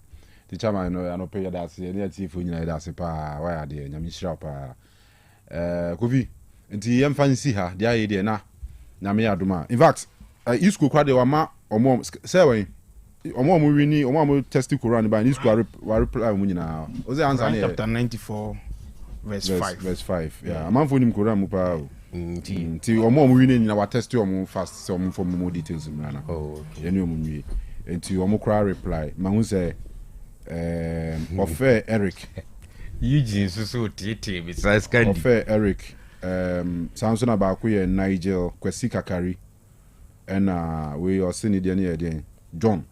Hey. You know I want to say John ye kremo. John ni bra breno. Hey. I know I think kremo phone. John dey one funny full name count. John dey say ni din for back on count. John Kwanye din. You want the last name so John Alaza. All right. But me read from Yakobo. Etie ye mienu nchichemu miensa. James chapter 2 verse 3. Okay, James 2:3. Right. Book back or Bible mama for a bodane na pa no. Yakobo. Wam kan Yakubu. Yakubu no na Yakubu na. Yakubu ni Bible mu. Yakubu James. Oh. Yakubu. Say Isani Isaac. David. Na sanet. Say Yakubu. Ni twi na Yakubu no. David. Yakubu ni twi. Wo de kokremu Yakubu. David en kokremu ye ko Bible. Bible mu asem ye ka. No so bi kwat mi fa Bible no so ye nko Yakubu. Etim sa na metwe amafo adwene ji se book no nye Yakubu. Book no ye Yakubu. Enye Yakubu. Ba so fo bi kwat mi ke ye nko Yakubu. Etimi no say sa troye kuta se scandi kra uze Philippians yeah ufa we ya twi no omo ye no Filippo Philippo baby mutumi ga se Philippo ngoma no e3 di kan ni chiche mu miensa anyway but Eugene so say obi a hanadwen ase opese ohun Karim Zito portfolio ni ye Karim Zito FC Ashanti Gold so your head coach and not technical director or a head coach and head of the technical team into a head coach and one head coach Some coach back on no granting interviews and I must say no fake. Coach no. Said Shaibu was last. They'll take you over. Oh yeah, Juma, assistant coach. Only assistant. Oh okay. Well, accept your assistant. Oh yeah. Juma no. Oh, okay. All right. Birthdays. Said no, yeah, assistant coach. Birthdays. Eugene Yanko. Happy birthday to Cecilia Atuku, or an old student of Kwapong nursing training. Wishing you joy, laughter, long life and prosperity. Benji of Infacing Syrian or the about so we show happy birthday. We see birthday greetings and comma Nana Ousu Ansa, aka Ejabwo, and as a best two of Total Energies and leading member of our Insan Keep Fit Club from Evans Ejesi Kappa of Otec FM. C Meda, any all members of our Insan Keep Fit Club. This will be home. Alright, I'll say Nana Ousu Ansa, aka Ejabwo, and our best two of Total Energies and leading member of our Insan Keep Fit Club. NTI Evans Jessica Pani C Medani squad nina to Keep Fit Club members na Insan Keep Fit Club members nina some we show a happy birthday Yankupon Shapa. And then we show Steven Ajiman aka Black Medal of our Insan Keep Fit Club was on our birthday from C Medal. Any members nina almost some we show a happy birthday. There's a neku no and a message hopa because on a birthday no and what she and we see a happy birthday ayadema Rita Yeboah Rita Yeboah na our pechi number 2 ewu kumasi asei na ne best friend IFN Steven Nana Insia aka One Man what Duisburg, Germany, and Odiaba say, young wishing of happy birthday. This is the rate out here and can. We one casawa down for pa or describe us best friend. So what I say. And you will say Australia Mihonsha and impuntu bia we here bia wa brabum and mau. And tiano a year 1 man or the free Duisburg, Germany a buy a dear enono. Alright, give you aha. Kwakulogan. Yes, and then Kwakulogan Subevdo Kwakulogan. I was see an message or snap send any birthday in tea. Young wishing a happy birthday. To Kwaku baby out here and Cafe Biano. Yamau a happy birthday. Yamin Shabby enough on your Wakuma Swadina and Mau. Happy birthday. And then Benzema, yes, Frank, do not friend Benzema.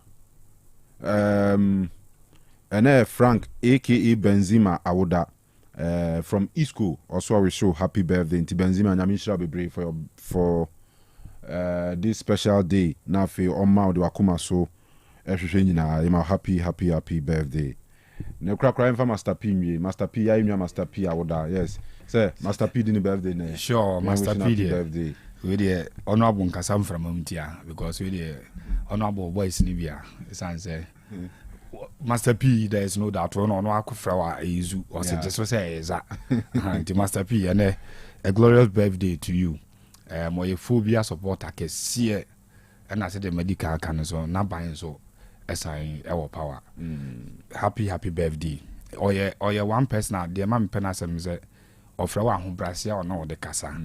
Any or doesn't call or make you way and casa any who take. We guys about a week ago now the Otec studio set up na ne DP no na ye kan say me phone here to brief ani ma no and we DP on profile picture no no dey kama but on see if ya no but kesi wo constituency wa ha essence ye new ashes ekra de o hansa na wo tia ne na echi akwa brochire na isco ankasa nso no ewi school ho no na barekese abega ewo school mon mo ye security ewo ho no yes ye show no mfa ni agro de bia abega abi mu ho no ma o tie show no emne omo mu twam gate na no omo person mo tane nchen tie bi nyina no ti from isco or say yeah my big shout out to you abega I would him say the beer uti show ni attention nkofo so come yet and you know so the this kind of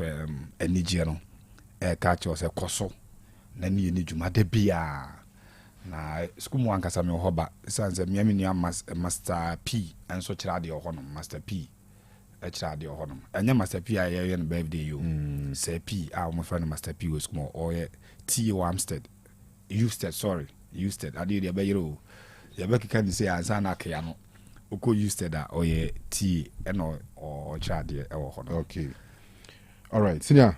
And then we fancy and Mami Kate Metwas. It will be asked for your time. But your winners in your testimony and Timon I won't reply now. Yes, Logan, okay. All right, so you wish you Kwaku Logan a happy birthday, big man. Yami Sharpie, Yami, and you are Kuma Swadi in a mount Nafi. Or my day in a special and memorable amount. Here we show happy birthday. Okay, yesterday, more reply messages in my na.